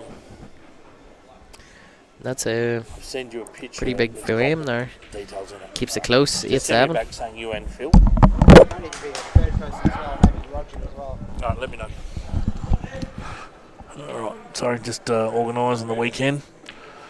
So we might have an early start on Saturday. We may, just for some people. Did you get my post in there, Daz? What post was that, mate? Or my comment on it to say that I'm happy to play? I think I've got you in, Dave. Yeah. Yeah, I'm pretty sure I've got Dave Hanna in. For those that are playing the singles this weekend, get your payments in. Yeah, Mrs. probably isn't too happy about another weekend of pool, but I think she knew who I was before she was with me, so... Yeah, well, look. Hey, look, and really, come on. She should understand a bit of time away from you is not a bad thing. Because I think I'm trying to secretly organise her coming with us to the Black Ball as well. Of course. She's never been outside WA like myself. Yep, right. So... oh, look, mate, we have a ball of the time. And, even though it's around pool a lot, we go out a lot to eat. We have party. I'm not sure if everyone's heard, but I'm going to Cape Town now. So I got called up to the Masters team with my good mate Sacco on the team as well, plus a couple of South Australian boys and a couple from Queensland. So is it staggered starts on Saturday D? Well, yes. Yes, it will be actually. Sorry, yes, it will be because we have 64 entrants. So the we will probably start at 8:30 for the first. We're only using 16 tables. We won't use the tables. We could use the tables out the back actually. So we'll probably use the tables at the back as well. But yes, there will be some starting at 8:30, and then the others will have to be here by 9:30, I'd say. that will be announced before Friday night or by Friday night. What's it a race to, does? I believe it's a race to... It's up on the board here. Isn't it? Best of 9 frames, eh? Yeah, best of 9 frames. So race to 5. Oh, that's pretty good. And then the final is a race to 6. Final's best of 11. Give you a go. And just there, I'll come down and play whoever I have to play. And yep, so look, people can technically work out where they seated because Margie did put the ranking list on the Pool West website not long ago. Search for ranking list on there, you'll see that, and you'll see roughly where you're seated. So I can actually, because there's a few people missing, so your seed will go up a little bit. But yeah, I think with the ranking system, I've sort of been done out a bit, because I made it to pretty much the top 32 of every one of the major tournaments last year, but because I didn't make it to the 16. Right, let me find out for you, Davey. I don't even know where my points are, but yeah, no, I made it to the 32 of every tournament. Right, so, oops. But obviously the 32 is not really going to give you much or anything. I don't think the 32 give you anything, does it? Now I think you're behind Marchie from memory. I'm near certain I'm probably well on. I think you're on page 2.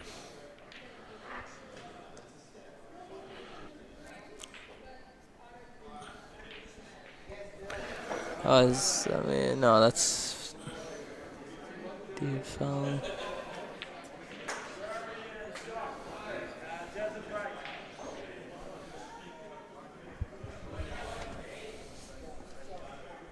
There you are. You're ranked 66. So you're right down the list. You haven't got many points from last year. You actually only had one event where you got a 20. Well, that's what I was a bit confused about that, because I made the 32 of all of them, and then I made the 16 of last year. Byford, yeah. Because Geraldton, I made the last 16 in Geraldton as well. Oh, okay. I wasn't so sure how the points worked. Oh, yeah, we'll have Sebastian in the house. Yeah, Bessie boy. Here, Sebastian, do you want to jump on 2 seconds while I go out for a smoke? Good lad. Back in a second, folks. Dazzy, you want a refill? Yeah, why not? Cheers, mate. Sebastian, anything to drink? Sounded like I was drinking in his ear then. I don't know. Good evening, Bash. Evening. Yeah, you are right. You can't hear. No, I remember it was. I remember Hannah telling me as well that there was playback only on one. Yeah, I'll get it fixed up today. So I came in. I thought after the match is over, I'll. Having Rocky, who actually talks quite quietly, me and Dave, we sort of we can hear each other quite easily. That's good. But I watched that shot from Dave Barker earlier. Oh. That was insane. Yeah. I can't wait to post that because it's just madness. And it was just so nonchalant. I was like, nah, he'll pop this. And come off 5. And it did hit 5 rails, that ball. The white ball hit 5 rails. So, that was mad. Dangerous Dave. Dangerous Dave is dangerous. Different dangerous, I suppose. All the Daves are dangerous. Look, Dave Barker's an absolute character. We all know Davey's thing. So we've got a good match here tonight at the moment. 8-7 players in the Assassins. Yeah, nice and close. I think as it's getting closer towards the end, the matches are getting tighter as well. Yeah. And each win now counts quite a bit. Yeah, no, I think we are starting to see the likes of what people are starting to spend a bit more time on their game, getting a bit closer towards the finals, I suppose. How far have we got to go to the finals? I think we have another 3 weeks of... is it 3 weeks or 4 weeks? We have another... Can't be much left. Yeah, we only have another 3 weeks to go. Yeah, exactly. So I knew it wasn't far away that, for sure. Yep. So, and how's the ladder looking at the moment while you're up? I was just going to put it on the screen actually during the stream. I'll bring it on stream as well, but it's tight at the top, isn't it? It's pretty tight, yeah. Sure. Matches 1, so it's only sort of 24 points.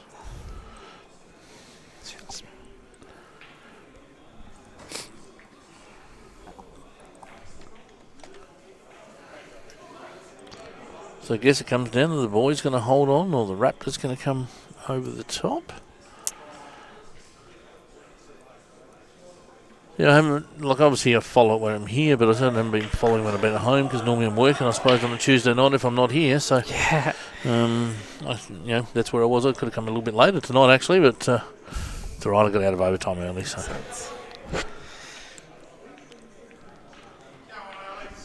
8-7. Dave Barker at the table, Brownie at the other table. Brownie's got some work to do here with the yellows, I think. I don't like his layout, but the black is in an average spot, so.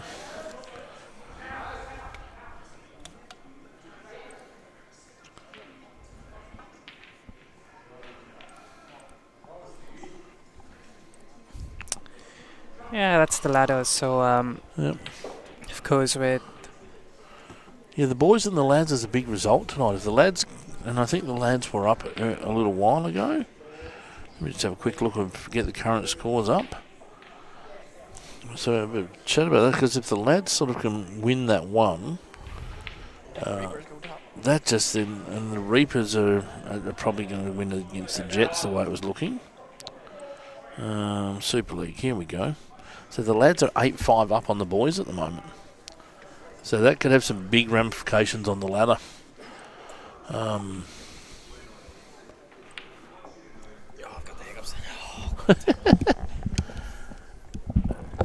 you see that message? Kieran McCrory, I can do what I can do for you, buddy. All right. Requesting special phase. How much should it cost Kieran for favours? You're talking big bucks. Yeah, or I you're think talking or you're talking a favour in return. Yeah. Yeah, very close in the ladder. It is absolutely right there, guys. So, Sid. Good to see you, Sid. Siddy Gonzalez. He's in here every week. He says he's retired, so he sits and watches. Yeah, I tried to talk him into playing on the weekend, and he just laughed at me. He only comes back once a year for a cameo appearance to make some money, and there's no money in this weekend, he said. So, no point in playing. Here, Sid, can you get me into Formosa? Can you? I've been trying to get into Formosa, mate, and they won't let me in. They won't let you into Formosa. Well, it's just the one out of Malaga, or No. This is so it's in the centre of the city. It's a we used to all play there before. Random restaurant. Yeah, I know the one. That's where we used to play 9 ball with Zed. They used to let us all in there back in the day. Don't let you in now. Not open to the locals. Oh wow! Wow, they've closed it off. That's a bit weird, isn't it? Serious food out of there. Yeah, no, it was good. Yeah, so we used to play. I used to go and play 9 ball comps. Said to run some 9 ball comps there. Zed's got a national 9 ball next month. Well, then you play the national 8 ball this month. You win it, and then you win the 9 ball, and then you're two-time. Any Q practice is good to get your arm going, Zed. We miss you, buddy. We miss the little man. Oh, I'll tell you where I got food last night. As we went into, we were up in Malaga. Yep. Got out of Kin's Lazao ramen noodle spot. Yep. In Malaga. In Malaga, it's in the in the pavilion markets? or next to the markets. Where's that one called? The pavilion or something? Yeah. Unbelievable! Serious. No, food. that's around the corner from me. You didn't say ring Daz and give him an invite. Is that where you are? I'm out that way, buddy. I was up seeing my brother, and we decided, me and the missus, Yep. we went there, and so good. You get the braised beef, ramen noodle bowl. You ask for it extra spicy, thin noodles. Oh, serious. All right, I have to get that in place soon. That sounds good. Yeah, you'll have to remember the name properly. All right, so a couple of big frames just turned around there, sort of. Both the assassins. Is that who they are? So that's 10-7, is that right? 10-7 all of a sudden. So Assassins had their chances and sort of blew it a little bit. And well, they're still in there. They're still in there for sure. Yeah, absolutely. It's not over yet. All right, so I've asked Rocky the same question, and we're going to ask the people at home, who wins Saturday? After you. If you don't win, who wins? Like, Hey? Who wins on Saturday? Who wins the state title on Saturday? The only big gun that's not playing is Luke Foster. So all the other big guns are playing. I think Nathan McMahon will be after it. He's had a hell of a lot of semi-finals. He's had a lot of finals.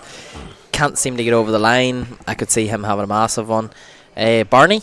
Anywhere from No, Barney? no, Barney's not coming. No Barney? No Barney, so he's not a big gun yet.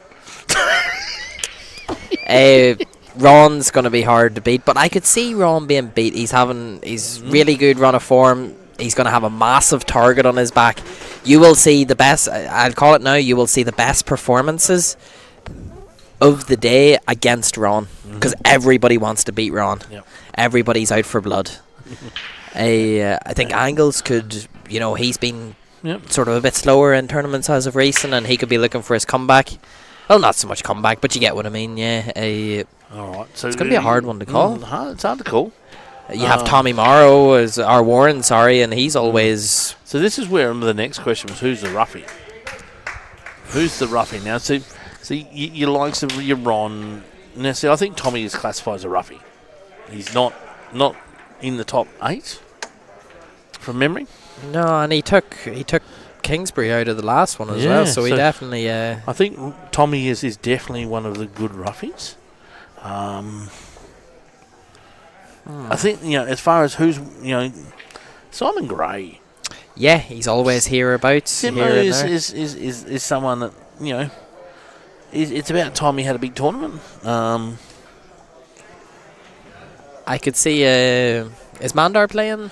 Yeah, Mandar's the other one. I think Mandar's Mandar's always had a chance. He's so Mandar hasn't really had a breakthrough yet.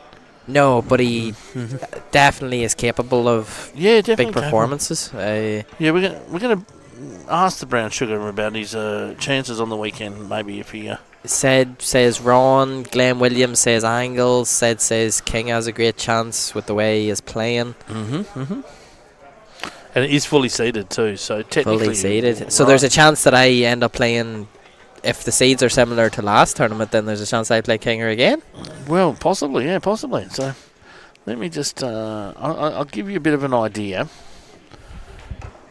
Who could let's say the top guys get through to the So it could be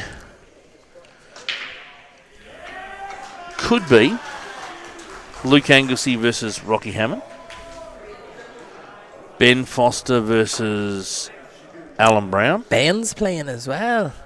He's going to be hard to beat. Could be Nathan versus Ron Kelly. I didn't realise Ben Foster was playing. Hold on, that doesn't work. Ben Foster is going to be seriously hard to beat. So hold on. So actually, Simon will be Neville will be number 8. No, sorry. Simon Gray will be number 8, I think. Yeah. Hold on, who's not playing? Yeah, Brody's not playing. And Stone Stenhouse. Stone's not playing. Stone's not playing. He wouldn't be. I don't know where he's in on seeding. I don't think he's even seeded at all.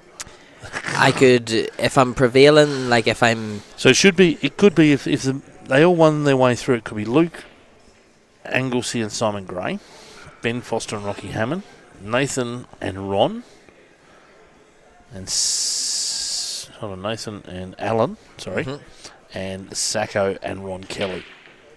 That'd be some classic matches. I could be seeing it, depending on how the draw goes. Well, that is final could definitely be Ben Foster versus Ron Kelly. I'm not sure how the seeding looks in terms of that happening, which they're both pretty high up there. So Ben is seeded 2nd, and Ron's 1st. No, Ron's 5th, 4, 6, 1, 2, 3. As long as he's odd. 4. He is 5th. Ron's 5th seed. Yeah, so that can happen then. That could be the final then. Yeah. Because as long as he's odd, that's... So he's putting Ben Foster and Ron Kelly. I think Ben hasn't been playing in these tournaments so far, and to be honest, I think he's coming back just to tell people, to show them exactly why he left. Look, he's got a lot else going on, but he's now, the racing season's over for him. What happened? When did it go to 11-7? We must have missed a frame there somewhere quickly. Or maybe they just didn't put in one before. Why isn't Stone Stenhouse playing, guys? Well, Stone hasn't been playing for much. Is he even here tonight?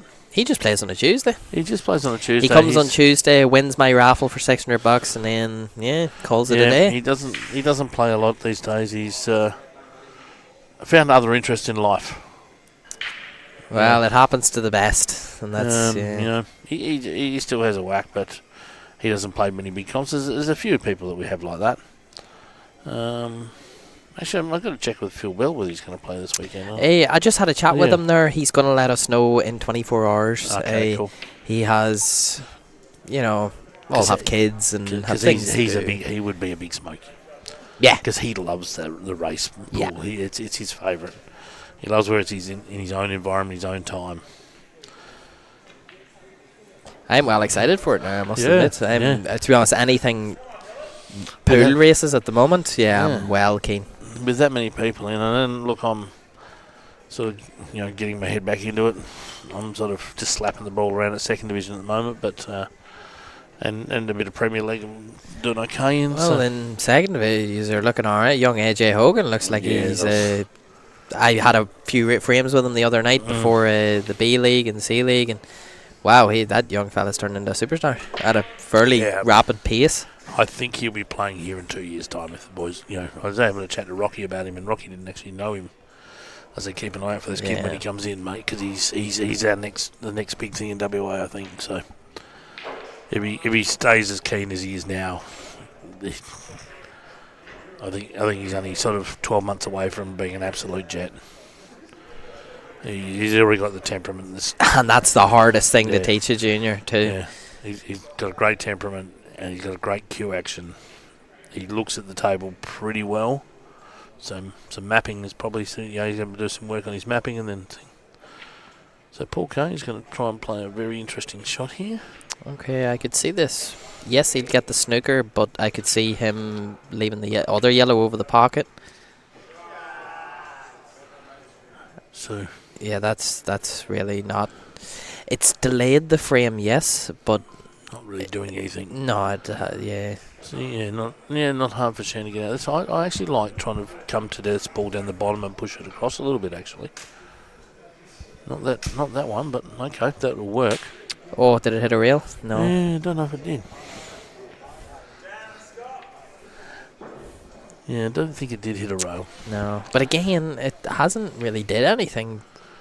No, so I can see him. Shan doesn't really mind that too much. No. Shan's seen as well, Daz, about uploading some more videos. What do you reckon? Oh, look, start doing the videos again. Yeah, look, stop doing them, and so this is something we started talking about, and we are definitely going to do, Davey. And look, we could be looking for some column creators for our news. We're going to have a newsletter coming soon. All right, so we started talking about it. We're looking at using our website a whole lot more than Facebook. Yeah, as you should. You have a website? We have a website. Very underutilised. But that's not a website. That's just a. it's a place to go to find out that there is a pool association in WA. That's about it. Let's get it up and running, lads. So that's we're definitely going to be having a meeting about that soon to work out what we need, how we're going to do it, and how we get everybody connected to it. So, and a newsletter is one of those things. So, we could have a bit of a columnist idea as well. Davies, Dangerous Dave's Superleague stats or something, Well, you know what I mean. I don't do much with my life at the moment, so that sounds like something I could probably fit in. Yeah, just maybe a column. That's the live ladder.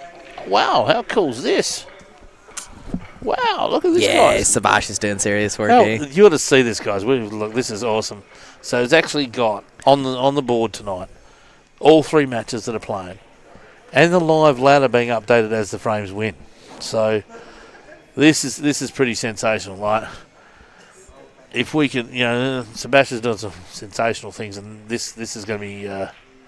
So the Reapers have won, so it's a live ladder too, does it? It's live. Yeah. And then we also have the stats page that Sebastian's put up as well. Player of the season so far.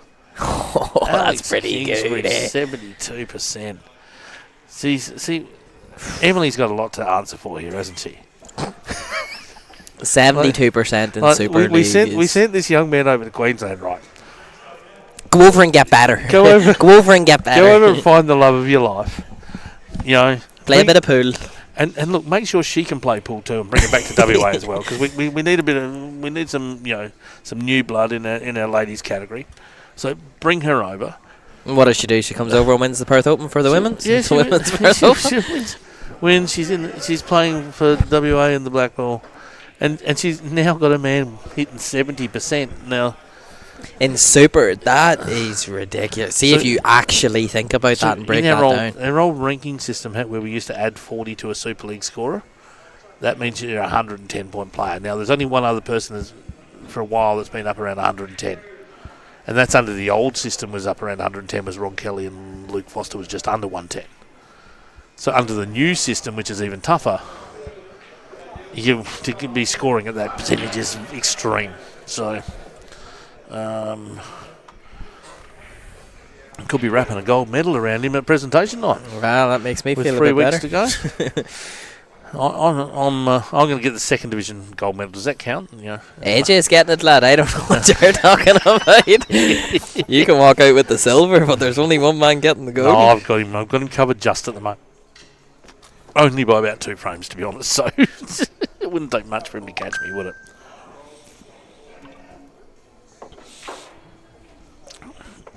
Okay. I want to try and figure out a way to get some of the guys from back home involved in what we're doing. I haven't quite figured out what it is yet, but I want to get them involved. I want them to see what we're doing over here too. They're watching some of the videos I do. They watch some of the videos that you do too. Yeah. Well, yeah, there is some other things that I'm starting to think about. Like you look at some of the podcasts that are starting over the eastern states and stuff like that. And why are we not running a podcast? I feel like we're missing out. Yeah, you and I can dribble enough shit at the best of times. 100%. But there's definitely some things that we're looking at, and I think for too long it's the old story. We've always done it that way. It should be right. But I don't see how that grows the game, to be honest, here anymore. I think so many people are turning off comments on posts and turning off Facebook altogether because of the dribble that you get. Like I said, even that post that I put up and I said, all I want to know is, are you planning to play the trials? And I get people doing fish comments. Tax Bosley.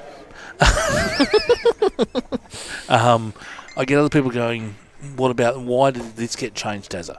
That's why people turn Facebook off, is because it turns into a shit show with 2,000 comments. And I'm not sure if you're in any group chats with Mandar or I learned my lesson. I just stay out of it. Right. Literally, I can just put my phone down for 2 minutes. Glenn Williams' children. I'll put my phone down for 2 minutes and go back, and it'll be 20 plus messages in 2 minutes, and they just start. And that's the problem with Facebook and messenger systems is that the dribble just keeps going. So that's why we're looking at changing it away. If you want to contact us and ask a question, you send us an email, and we respond to you by email. It should be email. 100% it should be email. If you want to know why a tournament's been moved, send me an email. I'll tell you. Because it shouldn't be so much that they're going after the individual person. They should be going after the department. Yeah. Because they shouldn't be saying, so if a tournament is made, it's because of Daza. No, it's because of the tournament department. Yeah. You know what I mean? So don't just go at Daza. Email the tournament department, and then the tournament department will email you back. Yeah, exactly. It's not Daza. and I'm more than happy to tell you why something got changed. I know exactly why we changed the Byford around was actually because some people that were going to play Byford were also going to go represent WA at the Slate Pro Comp. Yep. And that's why we moved it, but then didn't actually, the notification didn't go to the Masters to say, hey, we've changed your weekend because of that. And that's, in hindsight, if there was an email system that automatically sent out any changes, would be great. Yep. We've made a change to this thing, And so there's some things I want to work out, because, how much does it cost? How can we group people into different groups so you only receive messages that you want to receive, for example? You don't want... Well, that's just mailing lists. That's a very handy thing. That's just mailing lists. So I think we are definitely going to work on something and sort of and we might be able to. But like you said, see if you look at over this year of Super League versus the years before, we're actually, it's grown this year at an exponential rate. Of people watching and viewing. Of people watching, people viewing, people interacting. Like you're talking 4 times as many views on every live stream. Yeah. At least, and that's on the smaller side, you know what I mean? Yeah. Premier League, without commentators, is getting roughly the same views as what Super League was last season. So if that doesn't tell you, then... Yeah. So we people are tuning in. They're enjoying, they're sitting at home at night time. Well, I'll put some pool on and listen to the boys. And so my next biggest thing obviously is number one, let's get the website probably working. Let's change our notification systems. Let's have our banners done for the next 12 months. You can nominate on any tournament for the next 12 months. Yep. But you should be...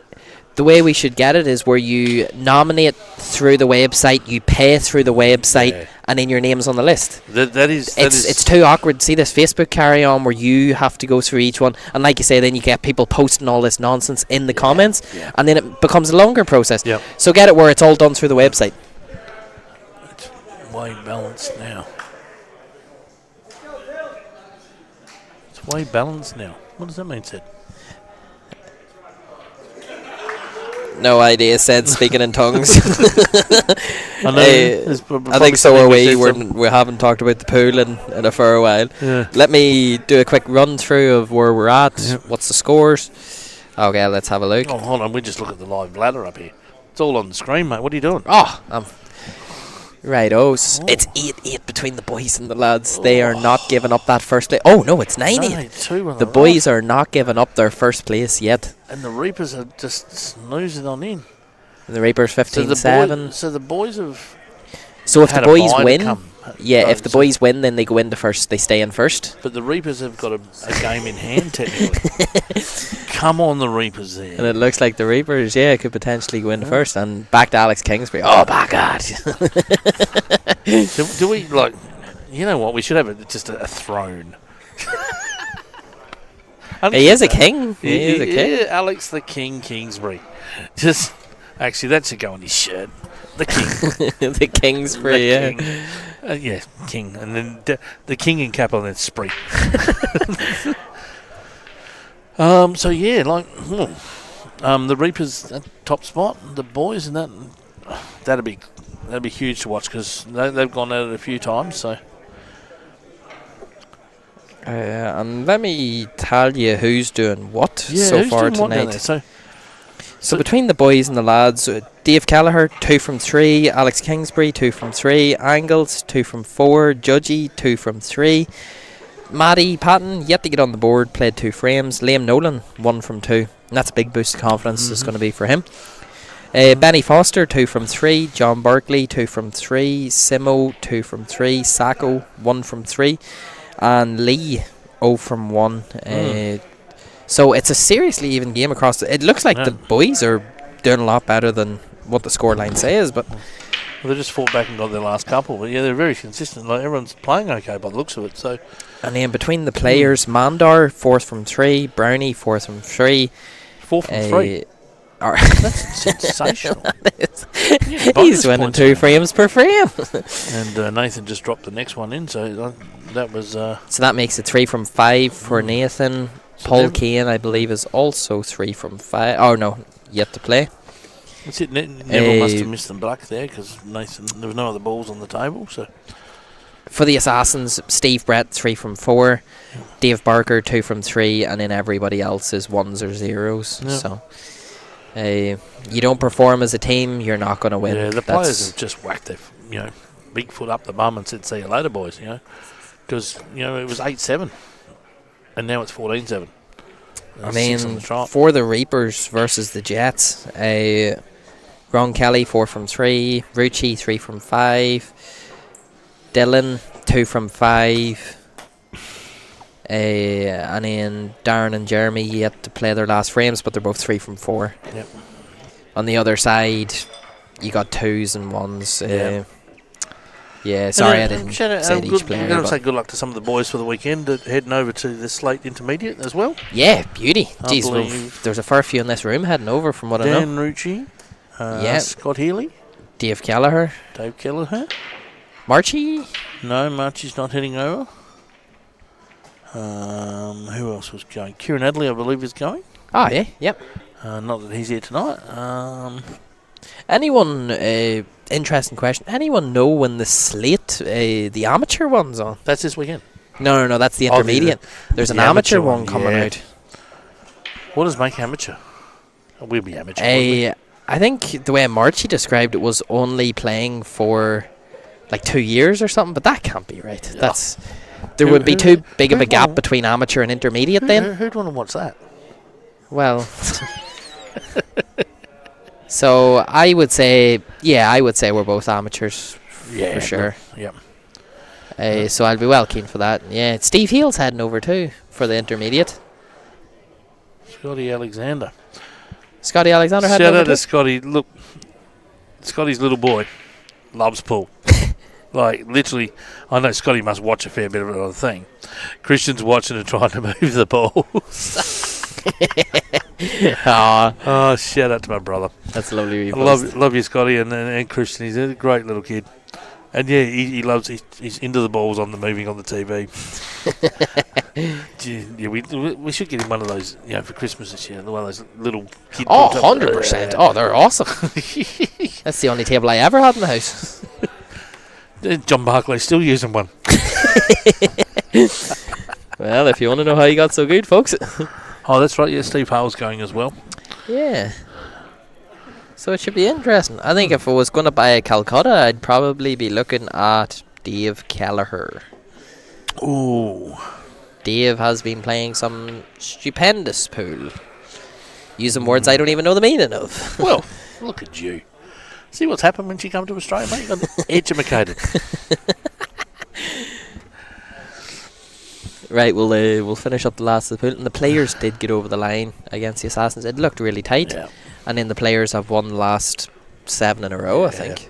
6.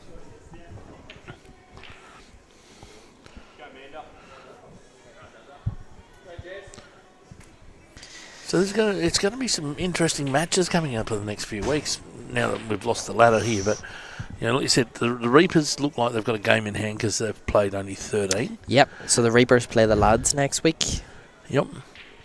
But the lads and those guys must have a bye over the next week too. Next 3 weeks, because we said 3 weeks to go. So the lads, boys. I think the boys have a bye next week. Yeah. So I think over the next 3 weeks, those other sides that are just behind or the Reapers also have a bye. So let me just quickly. So if the boys can get over the line tonight,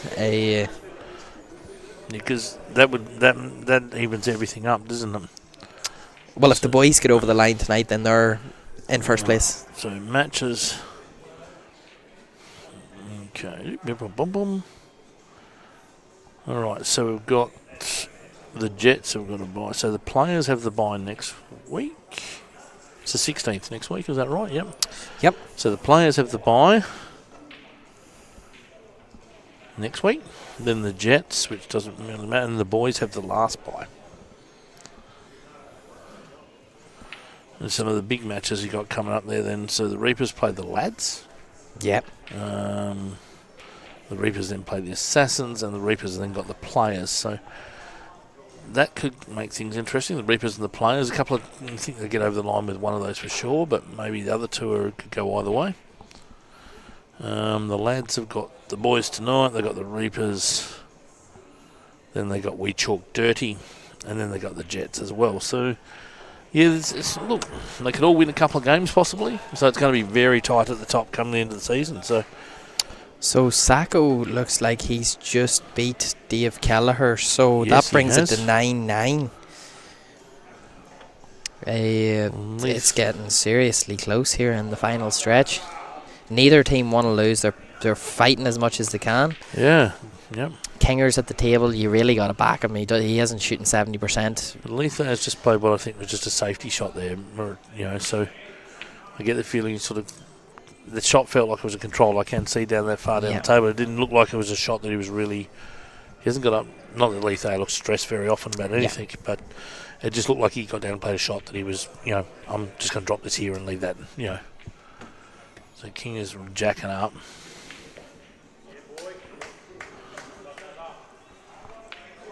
Yeah, King has just tried to play a turnover shot, I reckon, up the other end there. It's not that you guys can see it at home, but it's interesting to us. So we've got Stevie Brett with a black to the middle pocket. Oh, Scott Healy's going over as well. Yeah, Scott Healy is going, yep. I know most of them are going because I checked the list when I was doing the state singles. Oh, Stevie Brett. Shooting, what did I say, 3 from 4 last night, or tonight. So him missing that is... Yeah, it's good to see Stevie getting back on a bit of form back on the table. Like, I know he's sort of been out. He was out for a little while, hasn't been playing much, but he's starting to hit the table again recently, so it's good to see Stevie back sort of more often. That's a beautiful shot from Mando. Yeah, he's literally gave himself the choice of any ball. Yeah. Which ball do you want? Oh, anyone will do.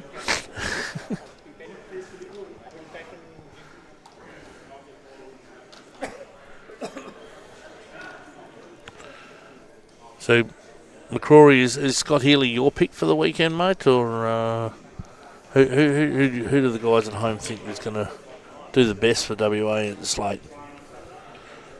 I know a lot of the big guys were saying Adley has a good chance at putting a good effort in. Yeah, I think so too. But if Dave Callagher's playing, I would find it hard to see at an intermediate standard anybody beating Dave at this point in time. Well done by Manda. He got a little bit lucky to get back to the table, but after that he had the cue ball on the string then. Yeah, he did,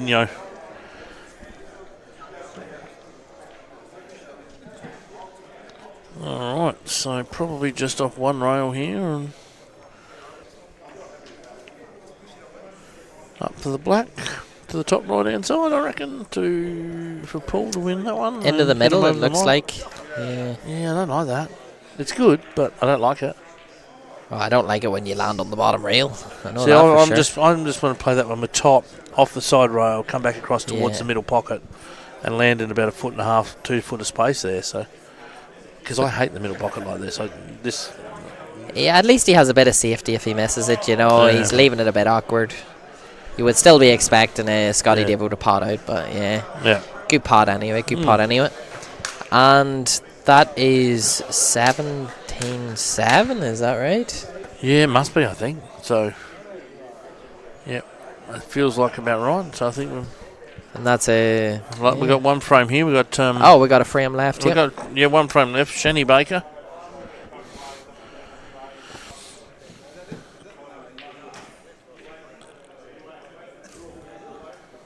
Yep. One to go. Let's see what's happening down the bottom as well. Yeah, good idea.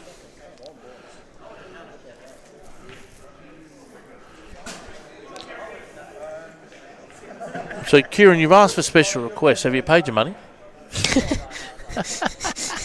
Probably a good place to start, Kieran. and he's backing his mate Steve Harley. He's a little former who didn't win the Aussie over 60 singles by being a cabbie.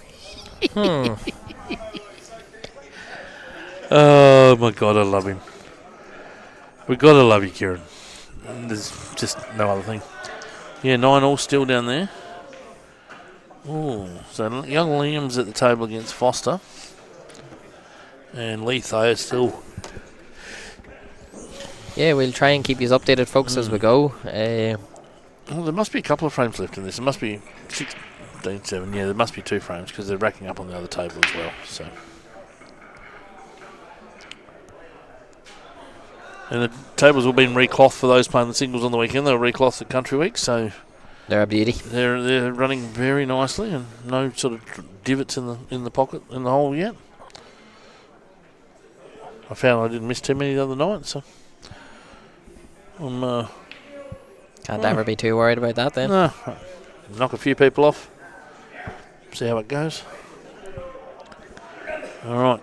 So Kingsbury is back at the table over there with a white long pot. Ben Foster just went in off on the. Did he? And it looks like on the black, or is his last? No, there's a red on the rail up there. So Alex Kingsbury's just knocked a long one in, I think, to land on the black, I reckon. And that's just what he does. Yeah. He left. Lee had left him awkward. Speaking of good eggs, how you feeling for the weekend, brother? So Nathan McMahon here with me, ladies and gentlemen.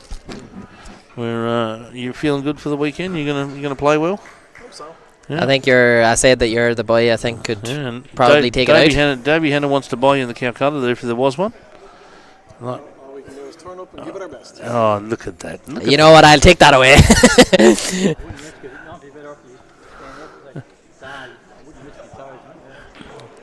So the players have got the job done tonight, mate. Your team's got the job done. Yep. They used their head tonight, which was good. Yep.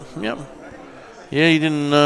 They sort of challenged you. They came at you, and you guys come back and sort of got the win on the board. So, we were looking at the ladder. It's all very tight up the top. So, What's the score in the back? it's 9-9. 9-all. 9-9. Yeah, so they're a bit slow tonight, but 9-all.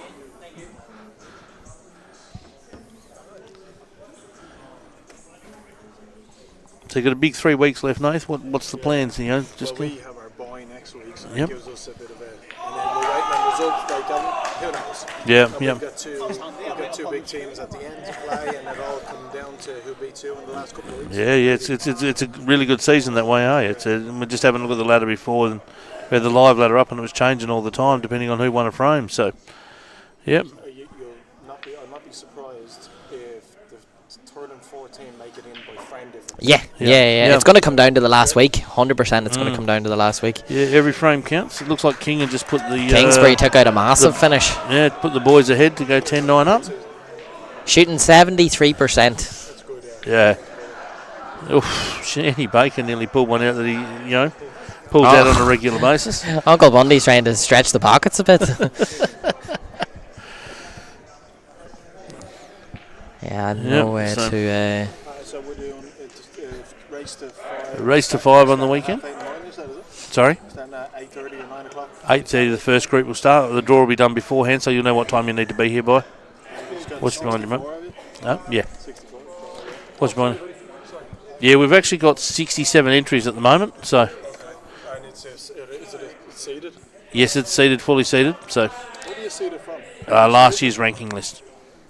So the ranking list, which gives you points, it's all seeded from that. And then obviously, we're using that more with more events this year, so... It's 5 all the way to the final and final 6. 6, yeah, correct, yep. Yep, so should be a good weekend. Should be good day. The new covers on all the titles. Yeah. So Here, Daz, I'm going to try and get these table 9 and table 10 up. Yeah. Yep. So you have table 9 on your left, table 10 on your right. Yep. So we got a bit of a view of the other end now. So Liam Nolan's got a good chance here. I believe Ben Foster's on the raids, and Liam has all his balls in the open here. If you've got a chance, here's... So yep. That's good for Liam. That's fine for Liam. Yeah, it's still a tough starter, isn't it? Yeah, it's not easy. I see. Although he can play a little bit of shot to nothing here, I think with Liam, he can sort of cut this to the bottom, our bottom right hand side, drift the white ball over. If it goes in, he's got the ball to the middle. If it doesn't go in, he's probably got a sneakers. Yeah, he likes this one. Yeah, see. It's more looking for the safety, which he hasn't got. He's left him. I think he's left him like half a ball. Yeah. So considering he didn't like... Yeah, I think the shot I was talking about was definitely the better shot. The shot was, yeah. Yeah, play that pot. He's covered the black from 3 pockets just about at the moment, but now Ben can just leave the white on the top rail. Yeah. That's if he can't even cut it. No, I don't think he can cut it, but... So they're just waiting on the other table to finish before they go into the last round down there, so they can be having a late night down that table, so...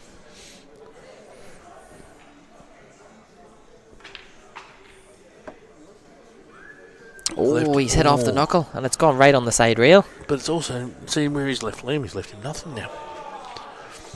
But that's fine, because all Liam has to do is just snooker him on the red, just make sure... Well played tonight, Mr. Paul Cohn. Still struggling. I'm getting enough practice. Or you should come down and play Saturday too then. I can't, I'm in Bali. Paul Kane's in Bali this weekend, ladies and gentlemen. Does anyone want any Big Tang singlets? Oh, yeah, it's... Birthday next Tuesday. Oh, it's your birthday next Tuesday. Happy birthday for next Tuesday, young. Turn 50. Turn 60, so I can go for the old 60? Are you really that old? I know, I have to try and hide it well. Come on. We need to check this man's. We need to check this man's birth certificate if he reckons he's 60. If he's 60, I'm literally 70 for sure. It's the last time we won the World Cup as well. Well, you won't be winning it this year. We're going to win it this year. If all the other teams drop down. So my tip. Oh, Of okay. the So planes. who is the tips? Who you got for the World Cup this year, boys? I've already put my money on, so I can tell you who I've got. France is. I don't rate they're going to win it. I don't think France will win it. Spain are always hard to beat. Spain are hard to beat every year. This is my team this year. Oh well, you're crazy. You're nuts. I'm going Portugal this year. They will never win it. Oh, Never in a million years. I so hope they do, just so you can. Ronaldo to score an hat-trick. He couldn't even do it in his prime. Never mind. Yeah, hey, but some people get better with age. Okay, so Liam's going for the out here.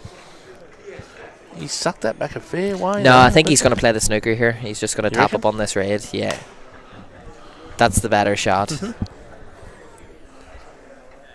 And Liam, to give him credit, he has played this frame exactly how he needed to.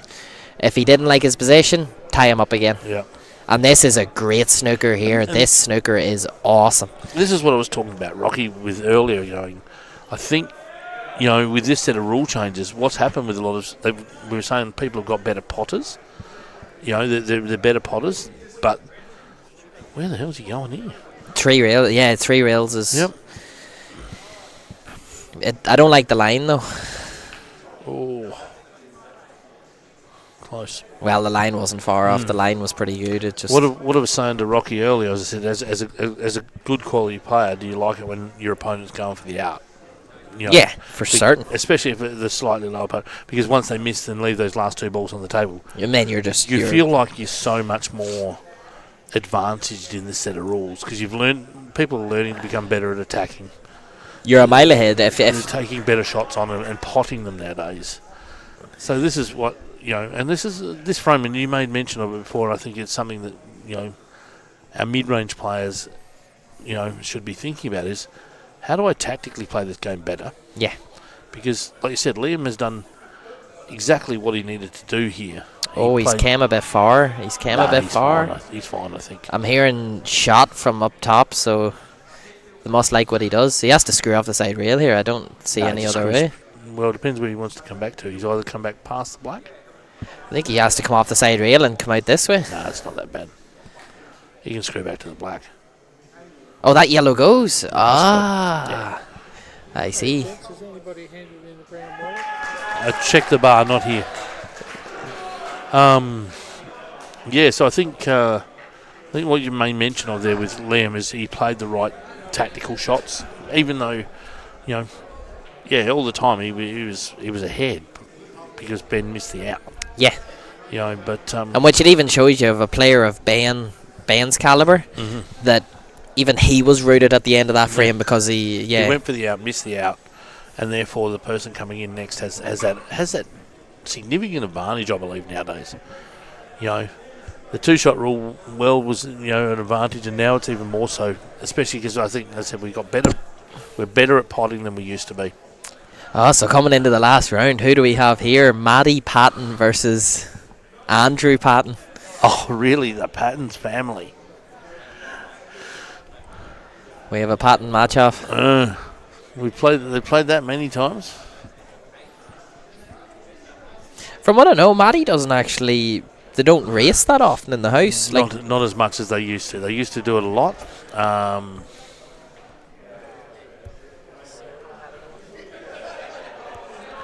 Guessing the left table is over, right? Yep. Yeah, left table's over. Yep.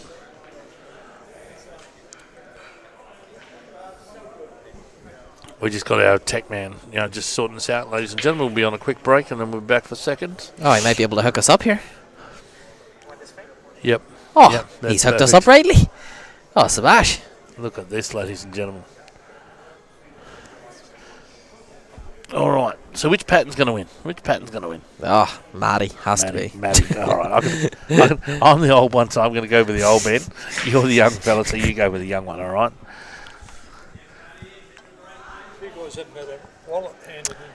We just said check to the bar because they normally don't give it to us, to be honest.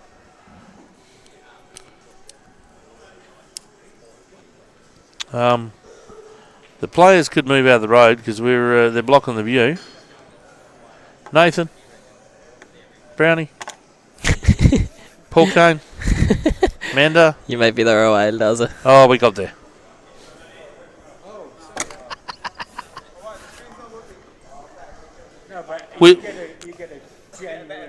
I don't like the back ears, boys. I like to see your smiling faces. Come on. Oh, look at that. See, a little bit of brown sugar in the house, ladies and gentlemen. Yeah, Mr. Smiley Mando, always happy. All right, we've got a bit of a tie-up here with Davey Filthy Fallon over there. He's...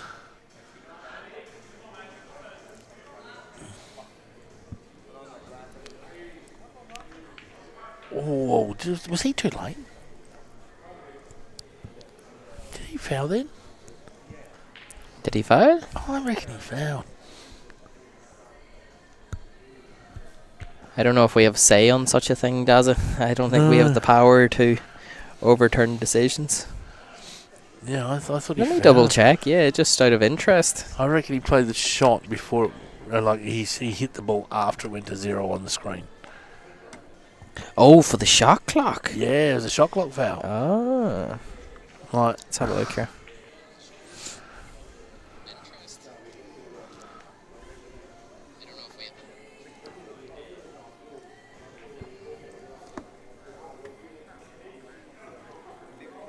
Zero. Nah, yeah. Wow, that's close. Old Dave Fallon stretching it out here. Yes, ladies and gentlemen, we'll have the frames over our side now as well. Oh, Davey Filthy Fallon. Oh. Look, would like to get that one, but leave Dave up to get to 16. What has he done? Have we missed a frame here, boys? Or all right, so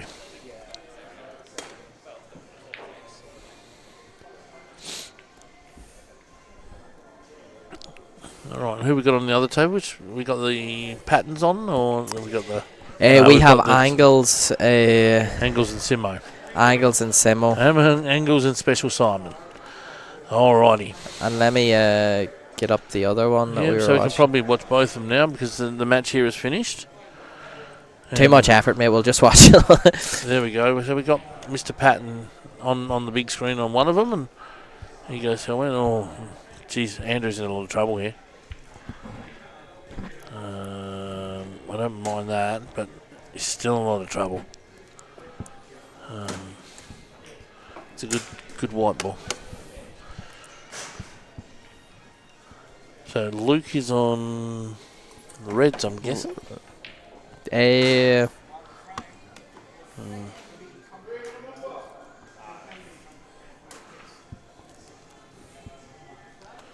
I'm not sure that goes in there, Matty. So it's actually a really good shot by Andrew, I think. But he's developed all his balls now, and I'm Matt here. I'm actually just going to play this with the white ball coming back under the black and the red. Huh. Yep. Just try and dig into it, just bring the white ball back. Because if he leaves Andrew anywhere out in the open there, Andrew's balls are all on. So I think this is where. But I reckon he's going to go for this. I think he's trying to go off the middle ball. See, and he's killed his yellow. He's killed his yellow. And look, Andrew, it's just this first ball. I think if it goes underneath that ball that's near the hole, then Andrew's got a big chance of going out here. Angles looks like he's in pretty good position here as well. So Angles was on reds? Yellows. Those three balls together are a little bit annoying, though, aren't they? But they all go, as long as he lands on this one to the far right, the bottom right. Got a fair bit of work to get up to there. I think he's going to almost land on the top of the three here. Oh, he's just taking his medicine here, but see, Yeah. he can probably screw and avoid that. You can definitely nip it. Just nip it out of the way, and maybe then go back to the middle or whatever. But he's got to play this really well. Otherwise he just lands one slightly wrong.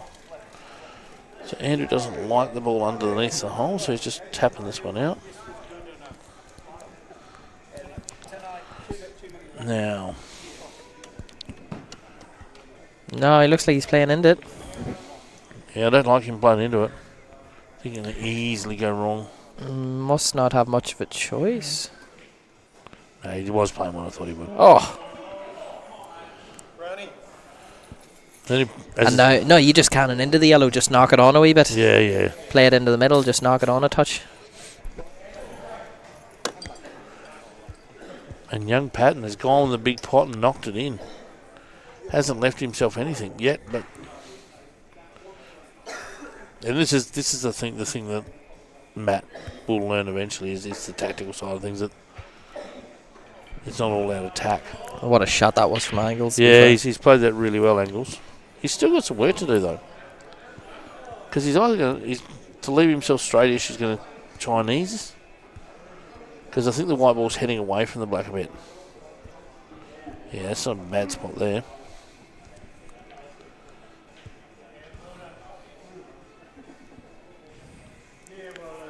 Yeah, that's perfect. Matt's played the turnover shot, but look, it's not quite worked out the way he's wanted it to. no. He still has that dead yellow that he's created himself, Yep. It's interesting here which ball. So which ball would you like to go onto the black from, Davey? Here. The one underneath the black's pretty fine to me. Mm. Just land low on it. So the ball to your right corner pocket is your second last ball. I didn't like that at all. What was he trying to do there? Basically, clear the top of the table first, then your ball to the right bottom pocket. Leave yourself low on the ball to the left bottom pocket. Float up, and you're on the black in the other pocket. Good on you, mate. Look at us doing genius things for people. Just send them in the right direction. It's easy to say it, yeah. Yeah, just go over there. They'll find it over there for you, mate. All good. And see here, I think he's going again, and I think he actually should now be playing safety. Yeah. Like, you were that far out of... Like, he's back on it now, but... Oh, it's still... It's not easy. It's not simple. No. But this one, you have the angle to sort of come towards this yellow to play it in the other middle. I think you're not bad here. You just don't want to cannon that yellow into the open, because odds are you're not leaving yourself on the next ball. Mm. Oh, he's playing it in. No. Oh. Yeah, see, now you're running out of angle again, aren't you? Because he's going to either have to come off rail again, he's going to have to play a similar shot. But the thing is, he has the fact that yellow's on the rail. You know what I mean? As long as he doesn't kill any of his balls, it leaves the white at the lower side of that top yellow, so he can't be snookered. I think he's not a big issue either way. But if you're handy here, you just back yourself, pot it into the middle, pot the one into the bottom right, pot the one into the bottom left, float up. Are they not 30 seconds in the second? I think it's only Premier League that do that. Premier League does that, yeah.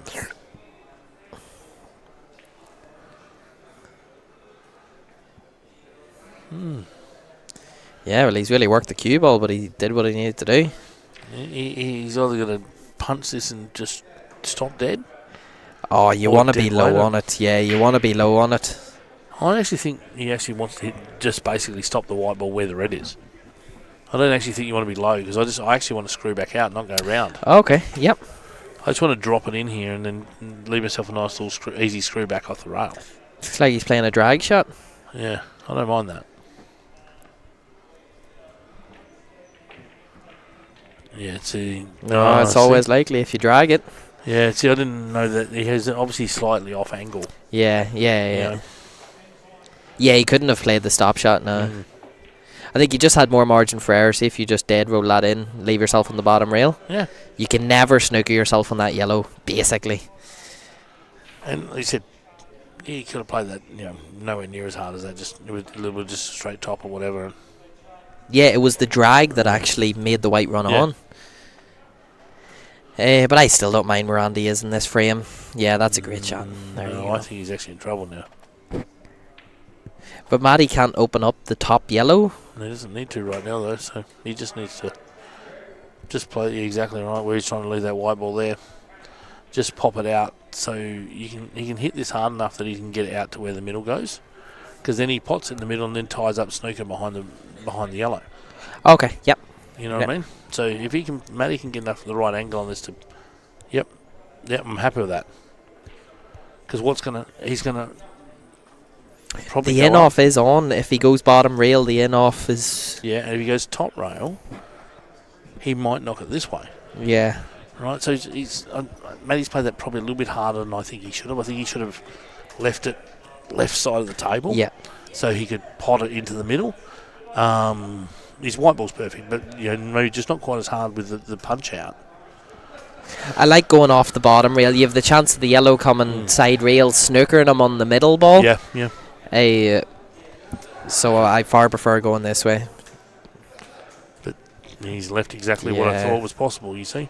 Now, Matty was a couple inches across now, but now he's just got to drop this in and then play the snooker. Yeah. Right, or he can actually... I don't see the merit in going for this big pot because he leaves himself another big pot, which leaves himself another big pot for the black. So roll this over the bag. Yep. I'm okay with that. It's like a containing safety, you know. But see, one good snooker here from Andrew. Which he's more than capable of. It's we know not that. a hard shot. Yeah. So whereas this is why I'm like, play the bottom ball. Play the middle ball, pot that in the hole, lie out behind. Because it's not going to come out real good very often out that way. If he gets it and pushes it over, all he does. We've got Kinger on the way out on the other table, no one looks at it. Just doing what Kinger does, yeah. Yep. We've looked away and they've looked pretty routine. But this one here, Are you surprised? I just got a message from Kieran McCrory. Can you send me the bank details for the weekend? They were on the post, but meh. Trash that. What do you expect? No, I think you start running it all through the website, Does. I think that's the simpler solution for sure. It definitely is, Because then they just put in their card details on the website. Yeah, look, apparently there's the charges towards that and that sort of stuff, and that's what we still need to work out, is the costs and getting approval for that. But at least having the event, the page. The EFT surcharges, yeah. Well, then just make the tournament cost like the $2 extra that it would be. And people would understand, because then they're locked in for the tournament. It's not like they're going to be forgotten about,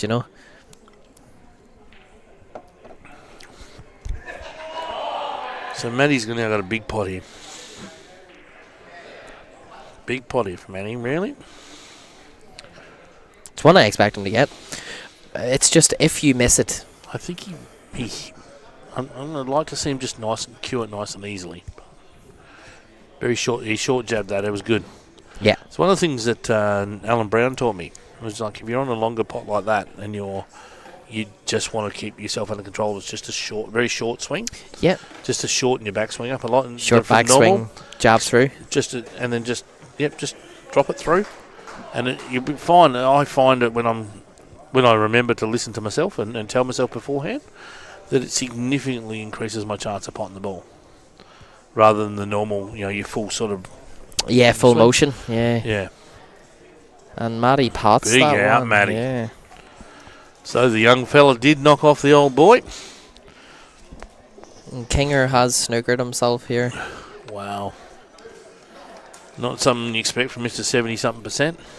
To be fair, he was trying to avoid about 6 balls, trying to get position. I know. I was probably being a bit tough on him, but he is the king.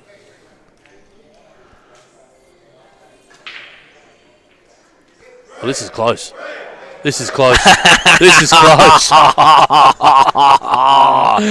Alex Kingsbury, ladies and gentlemen. And you wonder why he's shooting 70+%, has it? There you go. The man's a freak. Ay, caramba. And after Matt Patton just winning, all of a sudden, and Alex winning, they're home. It was 9-all. and they've just rattled off 5. It's now 14-9. My God. Kieran, unfortunately, I don't think we can get both tables up. Sebash has done some voodoo to actually even get one of them up. It is outside my brain's capabilities. But just enjoy. You can just keep rewinding what King is doing, and you'll get the idea of what's happening. Oh, so we're the ones lucky enough to have both tables. They don't. Yeah, I've put it up. Yep. If you put it up on the other monitor, lads, W.A.E.B.F. table 10. Table 9, sorry. Table 9. Yeah, that one's... well, we got a challenger for... That is... He did look at it too, so we've got to give him shot of the night for that. I think he's played that shot for that pot. So I think poor Dave Barker plays a brilliant shot. Just to be outclassed by... So hold on, we've got 2 to go up against each other for votes. We haven't had that for a while. Well, we haven't even had shot of the week for a while, Daz, to be honest with you. This is true, but now we've got 2 shots of the week that are worthy of a challenge between a vote. You know what I mean?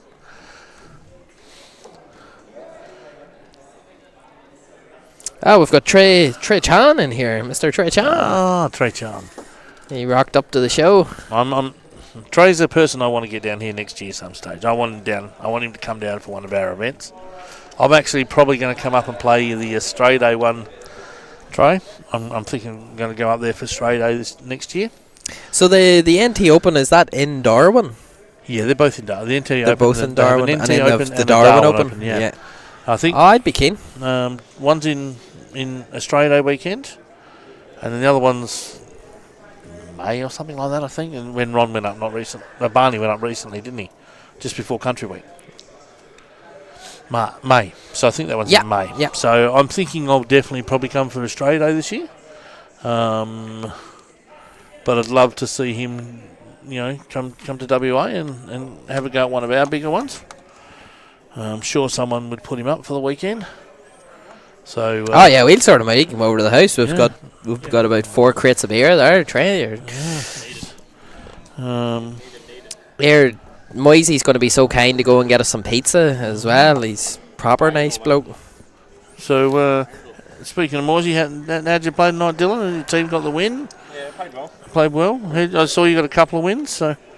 Yeah, should have probably 4, just the last shot and a couple of frames. Missed the black for a couple of masters on a couple of frames. Right. And then I played Al. Had to play W.A.E.B.F, so I had no chance against him. Okay, so we were having this discussion earlier about who was the person you'd most like to, fluke a ball against. And Davey Hannah said mine would definitely be Dylan Moyes. I love fluking against him. Yeah, and the same for me as well. The same for you, so you love fluking against yourself. Is that what you're saying? No, I love fluking against him. Players you love to fluke a ball against. Do you want to get up and do some comms quickly? I'll go for a smoke. No, not really. I did it twice last week. Davey boy, he's got a bad habit. He's got to get rid of that bad habits. He's a fiend. Oh, Daz, any luck with the basketball? Did you have any luck with the basketball? No, but I was happy San Antonio won today. I was not. The sweep was looking good for $8.50, Daz. I didn't think the Knicks could be beaten a single game. Yeah, massive win for the Spurs in Madison Square Garden as well. That is massive. If there's any way to come back in a series, it's in the MSG. Did you see that place today at the start of the game? Like, it was sensational. Like, that place is just huge. Rock stars everywhere. I was unfortunately in bed until about 11:30 that I missed the whole game. Luckily, my boss is not watching because I just said, I've got a contract to come in this morning. I'll be in a bit late. And watch the first half at home. Walked in the door, there's 40 people waiting in the office. I better do some serving, I suppose. But looking forward to the next game. I mean, also, me and Moisey went down to Bunbury to watch North Melbourne and Freo play. Oh, nice! My God,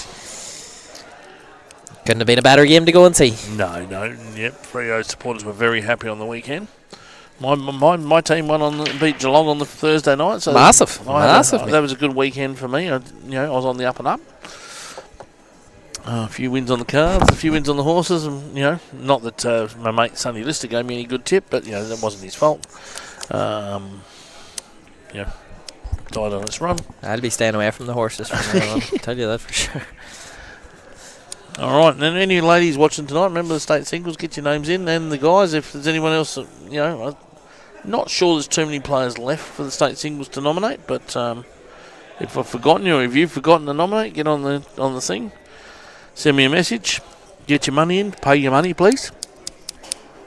I know a lot of people have been paying tonight after I'm sending the message here. And, the more people that pay, get the job done, the less people I have to chase on Thursday to confirm that you paid or not. So I think the boys get over the line. Yep, so it's turned out 14-9 in the end. They won 5 on the trot, actually, from 9-all, so... I am gonna have to hop off, folks. Yeah, I think they can deal with the rest themselves. I think we've come and we've seen. We came, we conquered. Seen what we needed to see. Got a busy week. Oh my God, what a shot that was from them, all the way down the rail. All right, Davey. Righto, Daz. Thank you very much. Also, who's your player of the night tonight? We forgot to throw that out there. The player of the night. I'm actually like the one that I've sort of noticed was Steve Brett tonight. Yep. Right. Always solid, right. But I obviously been down in Albany with Steve for a long time. I was impressed that he seems to be getting his way back into himself, to the guy that I know. So it was good to see him play well for me tonight. I was happy with him for tonight. About yourself? Steve Brett, I think that's a pretty good call. I think Steve Brett's a good call. Although they didn't win, I think he got 3 or 4. Yeah, I think Alan Brown snuck in there too. Yeah, I don't know what everybody ended up on, but Alan Brown was quiet, but I'm pretty sure he snuck in 4. But I think the way they went. Let me just double check quickly just before I decide to stats for the night. Yeah, see what the lads ended up on. So now we'll have some debate. Hopefully, Sebastian, Dylan. David can get our videos up for the 2 shots. Yeah, so Alan Brown 4 out of 5, Mandar 4 out of 5. So my gut told me Alan Brown, so I'll say Alan Brown. They just weren't convincing enough to me tonight, the boys. But they did the job. But got a couple given to them, I think. 100%. So. But it was cracker either way. That's all right. You're a legend, brother. Thank you, brother. Thank you, folks. See you next week. Bye, guys.